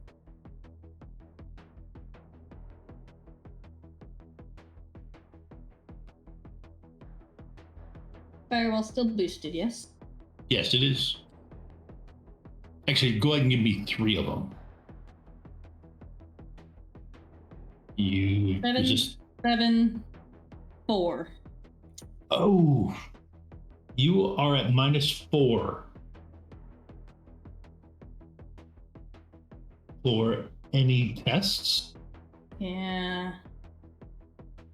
that you take from here on out. Unless you want to use edge on that last thing. You've got net 2 success. I have net 2 success. I only have 1. Okay. I only have 1 edge. Although if somebody has 1 they can give me, I can make him re-roll those 2 and hope he doesn't get anything, because he has to have net successes. Does anybody have 1 edge they can spare? Okay.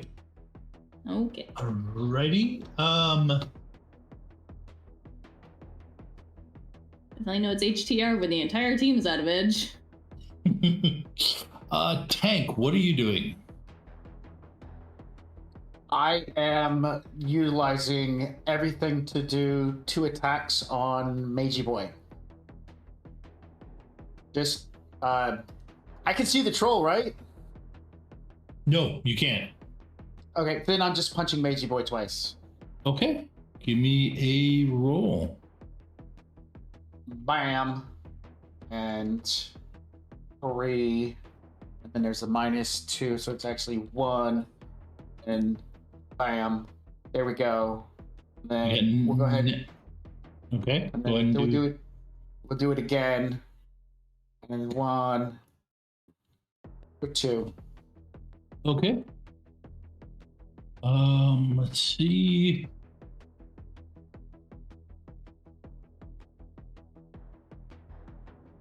Okay. He gets snapped. He all of a sudden he kind of has this shocked look on his face, and then he's just gone. Because I hit him with the first one, right? Yep. And I'm still aiming for physical damage, so that means I might be suffering nosebleeds here, but he's suffering nosebleeds and black eyes back there. Yes. So I'm done punching the freaking air, Dragon Dreck. I hope it busts the hoop. All right, I'm wiping my hands and looking around, going, "All right, that's taking." Oh, jeez. Let the rest of the bus. How do I see the troll? No, he's upstairs. No. Upstairs, got it. You'll hear him in a minute though, because the sound will travel. Violet, what are you doing? Yes. I'm just gonna sling 2 data spikes at this. Okay. Oh, your phone's ringing, by the way. Call from TJ. It can ring. Okay. It can ring. Okay. I will call him back when I'm done.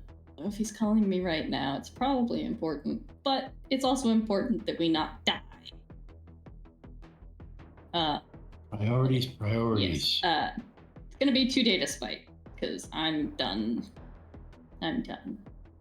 Okay, so cracking logic. Okay, so at a 4 that negates my agent and 1 extra die. So I'll just put a -1 penalty there. Yeah, my rolls aren't going good. Ouch. That's 5 net. Ouch.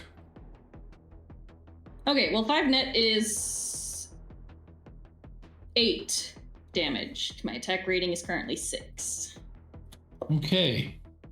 All right, and your next one was 3, which I resisted. My next one I got 3, yeah. Yep, but doesn't matter. Not enough hits. Okay. Did I pop a Robin. Technomancer? Yes, Robin. You see this Technomancer's cloak just billow out. And all that red in his eyes just becomes this big vortex. And it collapses in on itself. Him. As it's doing that, Violet's gonna call after him. Get some new media. There's better movies. Ah. My. Not only should she beat my big bad, she insults my iconography. Yep. And by the way, it's probably extra funny because she doesn't bother with special iconography. She literally uses the default settings on the comm link. Because I don't stand out at first glance. There's 1,000 defaults out there. Okay. It doesn't mean much on the Matrix because everything's unique, but you know, it's the principle. Okay. Buck. You wake up. You can literally feel this warm life energy flowing from that totem that your companion last night gave to you as a parting gift. Okay. Yep. If people at home are interested, look up in Easy Come, Easy Go, the New Orleans source book for Shadowrun. Look up Healing Gris. Or Gis. I'm sorry, Probably- easy come, easy go after that companionship. I don't know if it was easy go. I got kicked out of the hotel room. But you feel it and you wake up and you hear him talking. Okay. All right. Don't worry. It worked. We're almost at the reinforcements location. There'll be enough. I've beaten these guys up and I got their pretty boy hostage. And you feel this like heavy hand around your neck. And you feel yourself, it's like he's like shaking you and making a point of it. And he's literally holding you up off the ground, like out this far in front of him. I checked your character's weight is well within his capabilities to hold you out that far as he's walking down the stairs to the first level.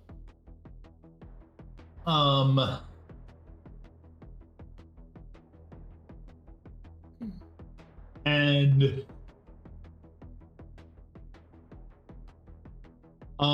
okay, so at this point, Rovan,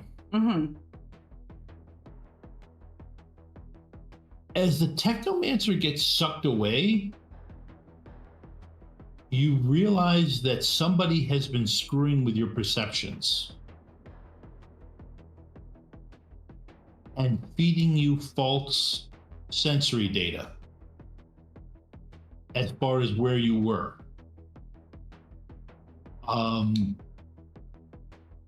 Second they pop away, you realize you are in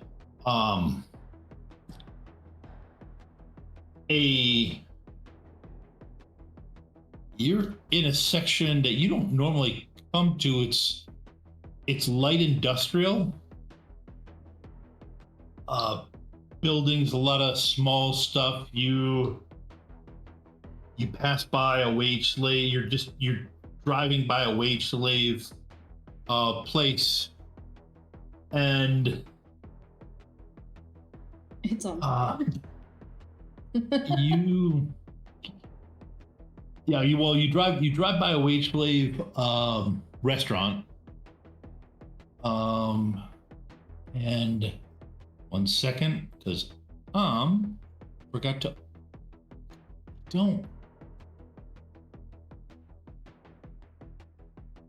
forgot to open something up. Come on, there you go. Not that one. That's it. Bunch of corporate Trek.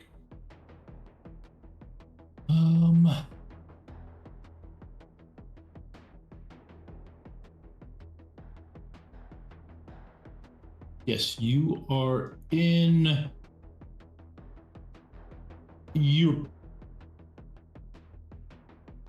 As you're driving up the road, you can see a sign for an AR for Manadyne Auburn office, but the AR sign just kind of frizzes out.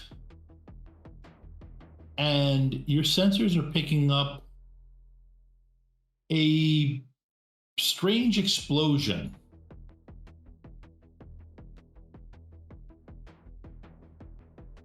Happening at basically where they were leading you to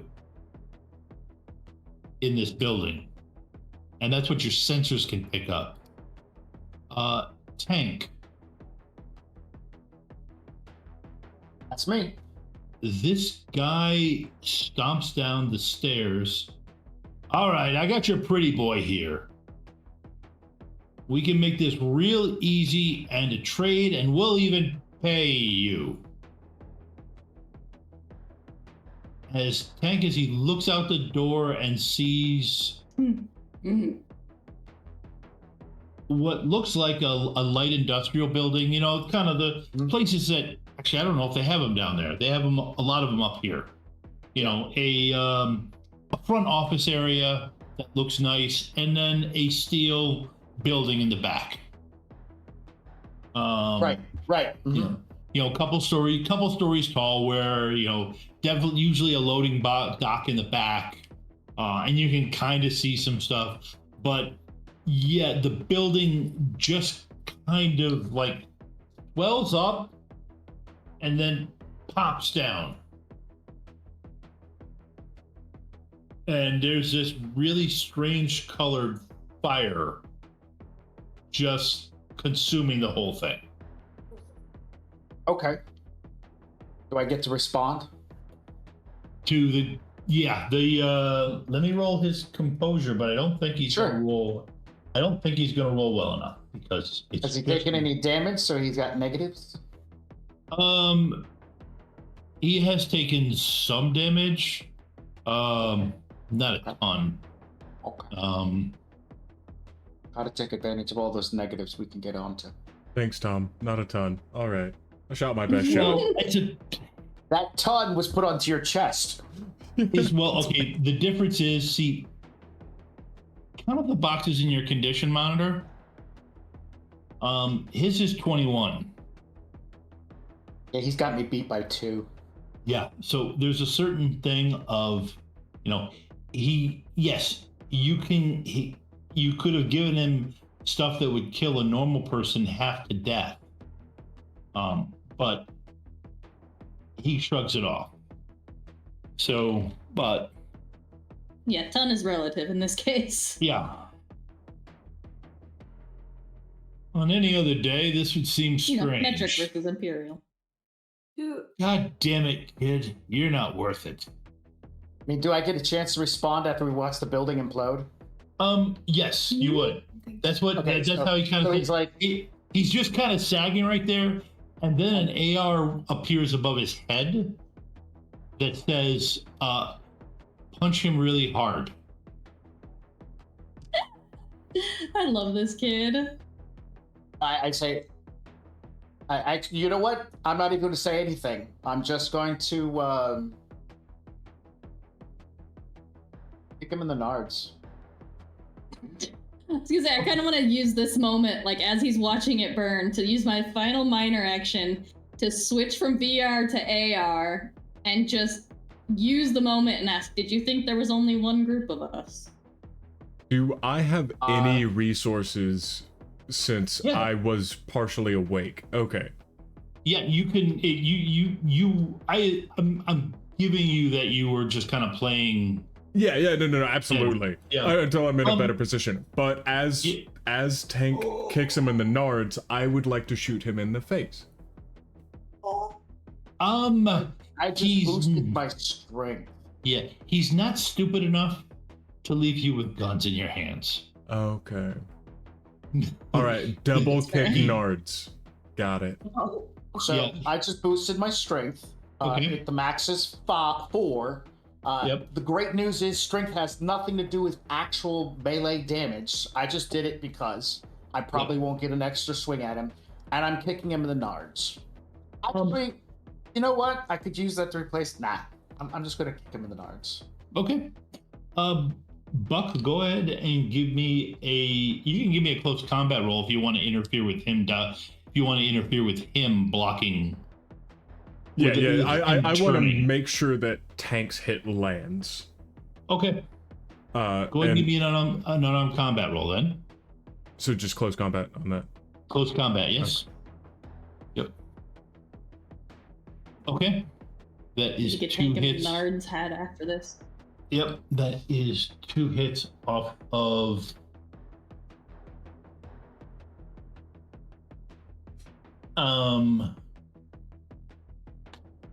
he's already taken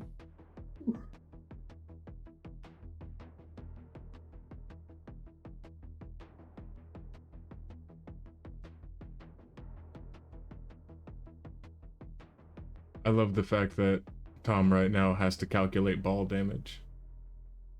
Okay, that did not work like I wanted. Oh, that's why. Don't forget the nauseated status. Yeah. Or dazed. Or dazed. Or both. Yeah. I feel like any of these and all of these would work. Yep. Okay. That's a 0. Yes, it's a 0. Especially it's because with you how put in poorly- -2. Yep, because of what Buck was doing. Yes. I get it. Okay. All right. Yeah. Yeah. No, you Unarmed hit him. damage is unarmed damage is 3s. Because that's just what punching does. Okay. So, but it looks cool having a strength of 10. Yep. No. Yep. Well, it does affect the thing. You do earn an. You were an edge because you were getting help, and you were an edge because of your AR is now high enough to earn you an edge. I'll re-roll a failure.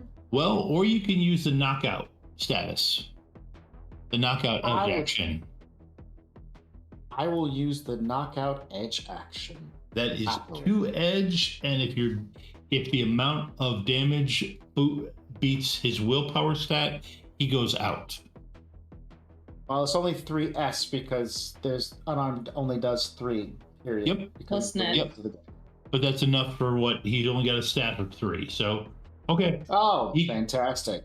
Yep. He collapses. Does not land on you, Buck. Sweet. Okay. I say, is this troll? Is he part of the team? Is he a new member of the team, or should I take him out and ditch him? Take him out and ditch him. All right. With my exceptional new strength of what's 10 times 10 times 10? 1,000? Yeah, you just toss him out. 100,000. I'm going to carry him out. No. I'm going to put him down on the ground.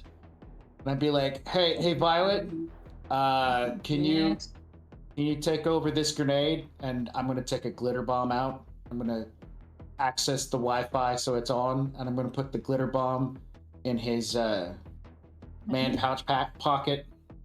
No. And then I'm going to get back in. What is it with you Headphones putting don't in? What is it with you and putting explosive device down people's pants? Wow. Oh, my it's a phone should Twitter still be bomb. ringing. It's only been like 3 seconds, right? Yeah, no, you're. What is it? Oh, good. I'll pick up now then. Now that we're out of immediate danger. Hey, how you doing? You got a second? Hey, can you get off the phone and like make that go off? I can do that while on the phone. What is it? I want to Yes, see I it have- happen. She'll flick the, literally just flick the command at the grenade to make it explode. What is it, TJ? Hey, no, I just I found something. I kind of need you to do some preliminary checks on. It looks good. As far as well, okay, it looks legit from everything I can see. You know, I know we've been down this before, but if you could check out the doc and see if his bona fides are legitimate. He's got an interesting approach, at least as far as I can understand it, which is actually better than most of the rabbit holes we've gone down for this. Yeah, send me what you have. Yep, you got it. It's on the way. All right. And then you hear this voice. Hello.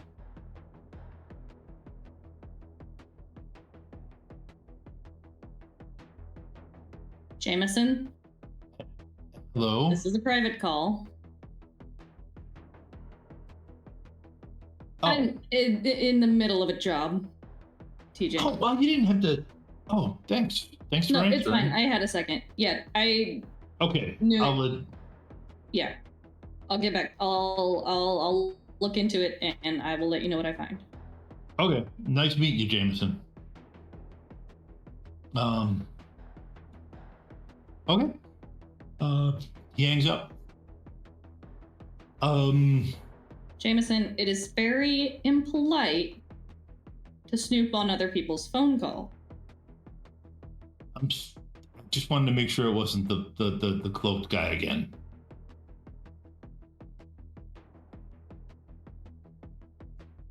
Because I can't I'm blame sorry. you for that. It's okay. Can we go to Grandpa's now? Yes, and we're going to Grandpa's now. A body shop.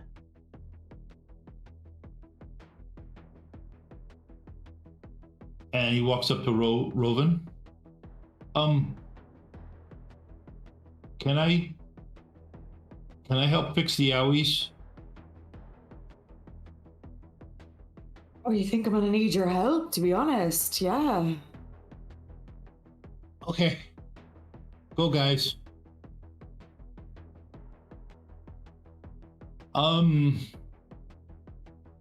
Yeah, basically the nanites. He's got sprites that he sends up to help the nanites. As you're driving, if you jack in and look, you will see all the characters from the Bust a Move Friends Action Hour in various different guises, helping the nanites repair and boosting the nanites' abilities. I'm assuming that that's just like what his spirits look like when he. Yeah, sprites. Yeah. Yep. Yeah. What his personas look like? Basically, his sprites are your like your spirits.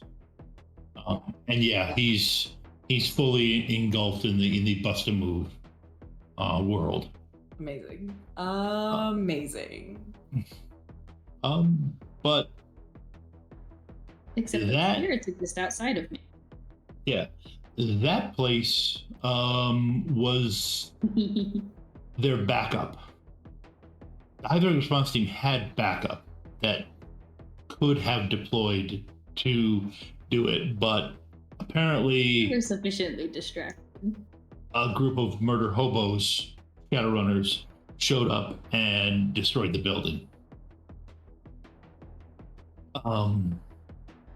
So Ocelot shapeshifter, a pyromaniac mage. Yep. So when they got there, it's still burning when you leave. And when you look at it, it's this kind of really weird fire. You'd heard of this place. They'd done some experimentation with magic, and some of the stuff had kind of gone wrong. In this place, it'd been shut down. It was just a location for the high threat response team to use. So, Buck, give me a con roll to see how you make it through the border crossing you got to go through. But after this, it's pretty anticlimactic.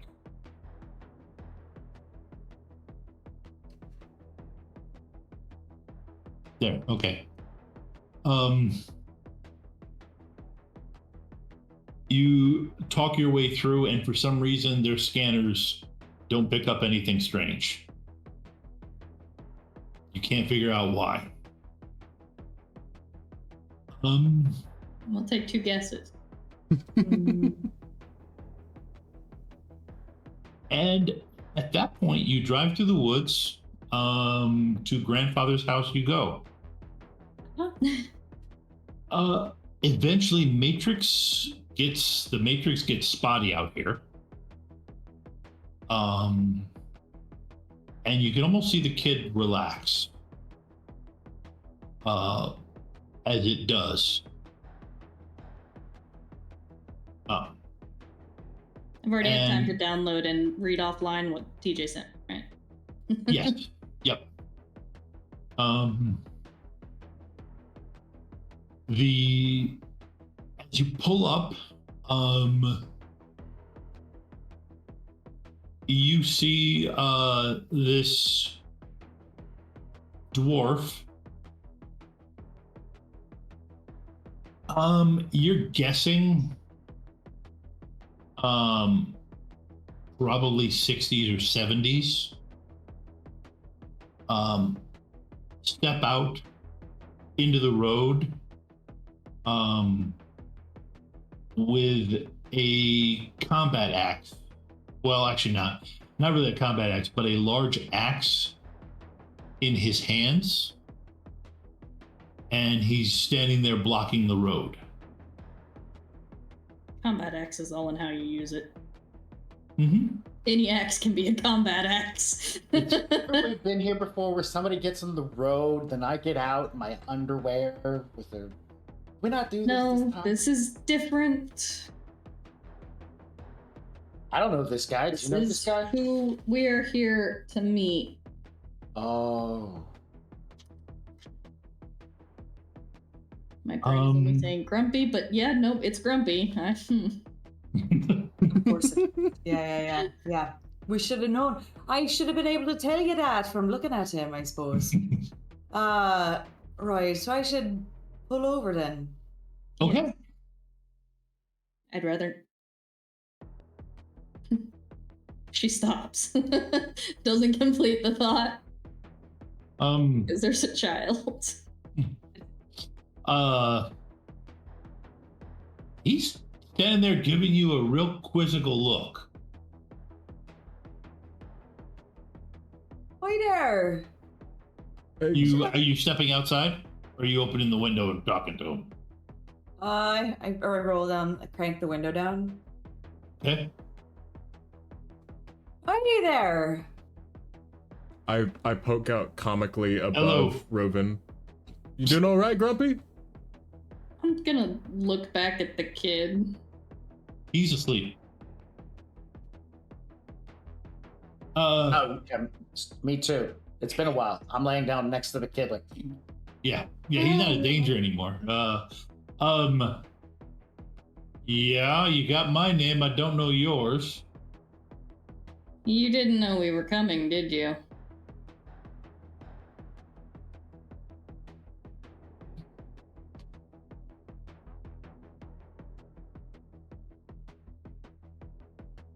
He looks at you a minute.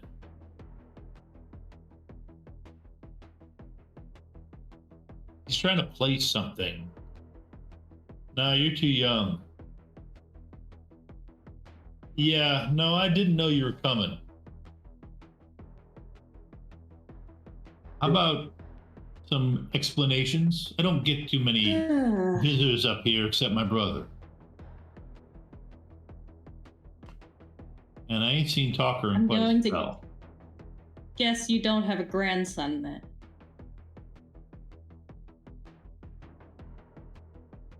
With what Talker does, I'm pretty sure I got some grand nieces and nephews. And sometimes I wonder if other things too with what Talker does. But no, she never. Okay. She never had kids. Long story, really short then. A child technomancer arranged for his own escape from... We don't actually know where, that were holding him captive, and I am assuming doing various experimentation upon him. And he arranged for his... Yeah, his face drops when that wasn't supposed to...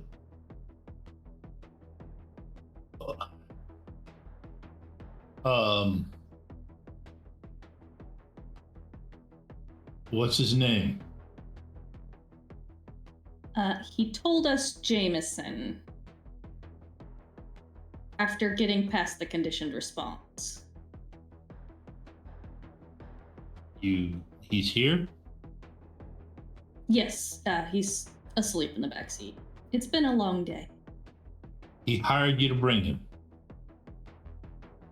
That's what it's looking like. I had assumed it was you that hired us. Didn't even know he was in that mess. No. I gotta... But, no, he's mine. Not by blood, but apparently by choice.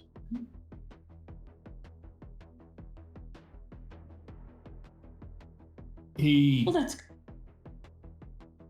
Run me and some buddies did years ago. Not that long ago, but a couple years ago. Didn't think I'd stick with him. But you can send him out. You guys wake him up? Yeah. Violet will actually kind of go back there and kind of gently, without waking Tank, hopefully. Just like touch the kid's shoulder, try to get him awake. Are we here? We're here. And he does that thing that 6-year-olds can do, where he instantly springs and wraps his arms around your neck and hugs you. Careful. Here. Okay. Very, very gently gonna like hands on his shoulders and try and just very gently but insistently pry him off of her. Give me an agility and willpower roll. Sorry, you were cutting out on my end. Agility and what? Willpower. Okay. And anybody looking at her, her eyes have gone platter-sized. agility and willpower. Oh. Like she's full on trying not to panic. Okay.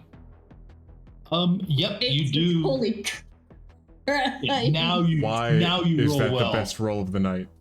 Honestly. Now you kick my ass in a roll. On one that is Get out of the completely just for color. Because it's just for color, that's why. Yeah, you get him down, and once you get him down, he sprints out screaming for Grandpa. And Grumpy does sweep him up in a one-armed hug. Checking the Hank, seal on my there mask. is no way you slept through that. Okay. Because literally the kid used your stomach as a launch board. Okay. It gives him that extra bit of leverage. Trust me, I've been that launch board. As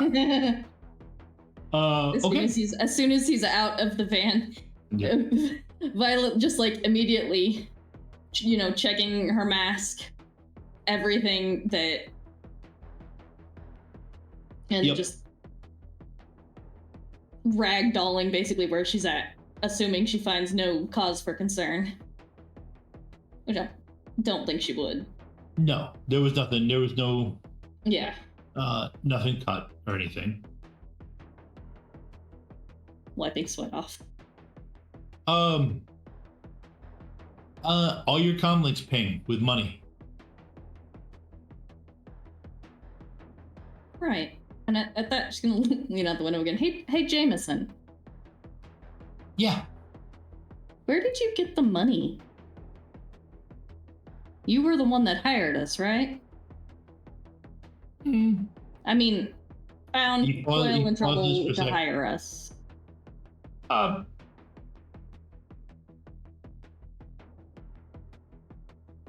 Professor Steinbrook. He doesn't have his. He leaves his comlink unlocked every once. He leaves his comlink around. Noted. Professor Steinbrook's easy money. Good job, kid. Thumbs up. He gives you a thumbs up. Okay, well. It was nice meeting you, Grumpy. I think we need to get back home. Yeah. Yeah, that sounds good. Here. He swipes you something through AR. I don't have it on all the time, but you earned it. If you need something, reach out. Like I said, it's not instant response, but Yeah, no worries. I probably got a friend. That can help you out, or maybe not friend is the right term. But And Jameson, I'm sure Jameson's got mine. And a friend of mine.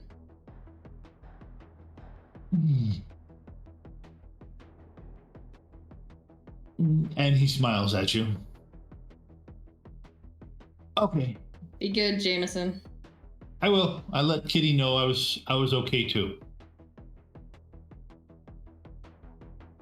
And then they walk away.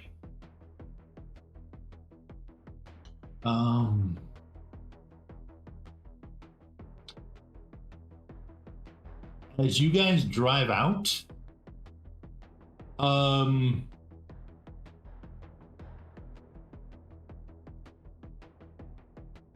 as you drive, you see several other dwarves. Yeah. At least it looks like it. They're the right size for dwarves. Step out of the woods along the road. Several. Like how many? 6 more. Like 6. yeah, Oh, exactly. Nope. And some Nope. pasty skin vampire chick with black hair. Nope, it's only 5. It's only 5 of them. Like he said, Talker's not around. Talker? Talker, yes. His brother. Yep. Actually, yeah, Ava's possibly the only one who's run into that character. I don't think so. Before we get too far, Or if I I have, I want didn't remember. Before we get too far, I want to text him a copy of the feed from my goggles of the troll's crotch exploding into glitter. Amen. I'll be like, hey, Jameson, enjoy. And I also dubbed it with some like techno music, so it's like explodes while beat's going, then explodes, the beat's going, and the beat drops, and then it picks back up and explodes again. When did you time to? I didn't. I got my personal assistant to do it. By the time you make it back, your van is fixed. Yeah, no, the nanites got charged up. Also, the Bust-A-Move doll was still in the. He did not take it with him. It was still in the vehicle. Well, he'll want Anybody it. mind if I snag it? Oh. Well, I mean, he's a big fan. I just barely. Yeah, I'll keep hold of it. Oh. Well, Yeah, I sure. suppose we get a lot of use out of it. It was pretty helpful there.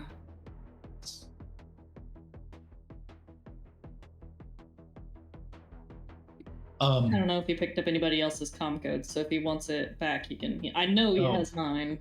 Yeah, he's got everybody's. Buck, you have one more use out of that healing charm. Got it. But by the time you get back to Seattle, you're healed too. Fair. If it could save me from that lug landing on me, I'm gonna say that it's already done its duty and more. Yeah, no, it's definitely let you recover twice so far. So has it done anything for my back? Well, your back isn't bugging you, so yes. Oh, okay, all right.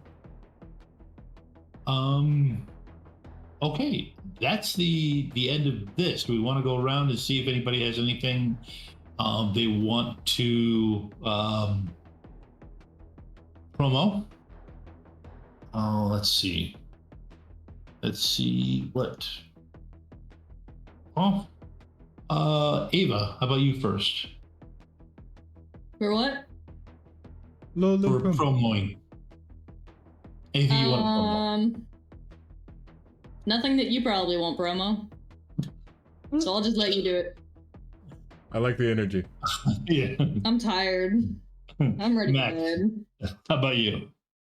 I am Max of Original Box Set and Rough Magic. Rough Magic does game mastering. We offer game masters online. If you're in the Chicago area, they have game masters that will go to certain locations and run games, and you can join in and look up the Rough Magic website, which will magically appear in the chat now. It will get there. But I'm from Original Box Set. We meet probably once to twice a month where we get online and we roleplay and come listen to our stuff. We've got a Discord channel. Come hang out, chat with us. If you're in the Jacksonville area, Jacksonville, Florida, the Rough Magic is getting started down here as well. So definitely look us up, look for me, and we will help hook you up with a game master down here as well. And Tumblr is the best Bust-A-Move buddy, period. Boom, I said it. I'm not going back on that. Wait, these are real characters? Hello. Yeah. Excuse me while I Google this. They are actually listed in the Double Clutch. Double Clutch? Page Double 116. Why, thank you. Tumblr is the best. I personally think Little Muffin would be Buck's favorite. Already is. Oh, Because yeah. she's huggable and smells most likely like a blueberry muffin. What couldn't be loved about an anthro drone that smells like a blueberry muffin? You can hug it. It's so sweet, actually. Wow. Right? Yeah, Rough Magic. Check us out. We help. Our main goal is to help you find a game master so that you can enjoy TTRPGs. I'm done. Hey, Tara, how about you? Yeah, I'll just hey, I also work for Rough Magic. Oh, you don't work for Rough Magic. You're one of the co-owners, remember? No, No? not yet. Not yet. It's fine. Anyway, hey, we also run online games. So if you're not in Chicago or Jacksonville and you're still interested in running a game with a game master, we do virtual games wherever you are. We're also going to be at Fan Expo in the middle of August 16th to 18th. That's in Rosemont area of Chicago. I'm also very sleepy. Please ignore me. And also, we stream games and things like that. Every Sunday from 6 to 10, there's a Pathfinder stream. They alternate between Gears of Revolution and Giant Slayer, of which I do the Giant Slayer one, along with Chris, who was in last season of Emerald Glitch. And we have our second episode after a whole month after our first one is coming up this Sunday. That's 6 p.m. Central Time, so that's really cool. I think I'm done for today. The end. Good night. I guess I'll go. I am Teslan Kieranhawk. I am lawful good because somebody has to keep these murder hobos in line. I'll kill Just that regular door. hobo, okay? What was that? I said I'm just a regular hobo. Oh. And I said glitter bombs. Yeah. I said I will kill that door. Yep. So I've still got some work to do, obviously, but I GM, of course, this game. I also GM Shadowrun, not quite weekly, but pretty much often on Tuesdays on Shadows of Nox. You can join our Discord there if you're interested in playing Shadowrun, some of the same style that is here. In fact, the team that blew up that building that they got to was that game happened on Shadows of Nox, not this previous Tuesday, but last Tuesday. And what these guys did this episode will affect the run that is going to happen in Seattle next Tuesday. I also am part of the Catalyst demo team and write Shadowrun missions. Catalyst demo team, I'm going to be at Gen Con this year, so I've got a bit of a free schedule, so there's a good chance if you want to learn Shadowrun or play, stop by the room, and there's a good chance we'll be putting together some generics tables for people who are just walk-ins. Other than that, check out. I'll also be there. Wait, that's right. We all are, right? We're having a good Yes. Yes, we all are, and of course right. we get. Go ahead. Sorry. No, I was just gonna say, I looked it up. Did you know that there's a world record for the most people simultaneously high-fiving at one time? And I think if we try really, really hard, we can do it. What's the number? Hang on, I'm pulling it up right now. I've kept it open on my phone for weeks now. Okay. It's Canadians broke the world record for most simultaneous high fives. The record was previously of 4,696, and more than 7,000 fans high-fived their way into the Guinness Book of World Records at a pre-World Cup friendly match. So, like, tell your friends. Yeah. We're all going to be at Gen Con. We're going to pick a date and a time, and we're all going to high-five at the same time. How many friends do you think we have? Oh, many. I was gonna say, we are TTRPG nerds. We don't have that many friends. Yeah. Okay. Speaking of TTRPGs, TTRPG nerd. We don't have that many friends. Speaking of TTRPGs, Max and Tom can speak to its good graces. Coming out on August 8th, we do have Frostpunk, the TTRPG. It uses dice core. It sounds, honestly, looking at it on paper, a little bit complicated to me. I thought it was going to be, but it actually turned out to be extremely simple, especially just Dice from what I core- was thinking. Yeah, dice core it's definitely yeah, it's a mechanic people can get a hold of. It'll be a little bit rough at the beginning, but it's still pretty much you pick 2 attributes and add a D8 to it and you roll. It's not it's not a lot of math because you're literally picking up the dice you want to roll. I like the way the mechanic worked considering the problems that you're facing with dice core. It was the first time I'd gotten my hands on it. We always get raids as soon as we're about to.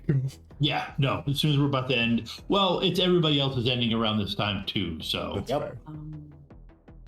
Wait, Raid, everybody, are you going to Gen Con? We're doing the most simultaneous high fives. Listen, the record is 7,238. So if you're gonna be at Gen Con, we gotta coordinate a date and a time. We'll put our heads together because we're gonna do one. Tell your friends. I'm serious. Like, tell your friends. We're doing it. We're TTRPG At nerds. Gen We can't coordinate a date and a time. Oh no! Wow, that was perfect. And I think on that note, yeah, I think on that note, Tyler has a drawing, doesn't he? I do, which I just got done pulling, and that is actually going to be to DJ T-Rexosaurus. You have won the RemPC giveaway. Please leave your whispers open, and we'll be reaching out to you. All right. And folks, that's it. Next week we will be back. Red will be with us, I believe, and let's see. The tentative title I've got for this one is Jailhouse Cyber Surgery for Dummies. So we're gonna. I'm just gonna leave it at that for the moment, and stop back in, and you get to see what Red has been up to in jail. Wait, we're all going to jail? Jail. I don't want to go to jail. Ride on the magic school bus. Today's episode, we're going. We're going to get Prison incarcerated. industrial complex. What? Can you make your bus look like anything? Can you make your bus look like a penal bus so we can just drive into the lot and pick people Do you up? know I can actually? It's like- Spoilers. I know some people on the inside that would really be glad to get out. I have not said you're all going to jail yet. Well, now can we though?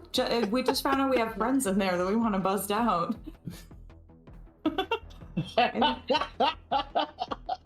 You know what? Maybe like later. Like we don't have to do it next time, but like later. And on that note, well, good night, everybody. Sounds like a Good great night. note. Bye-bye. Bye.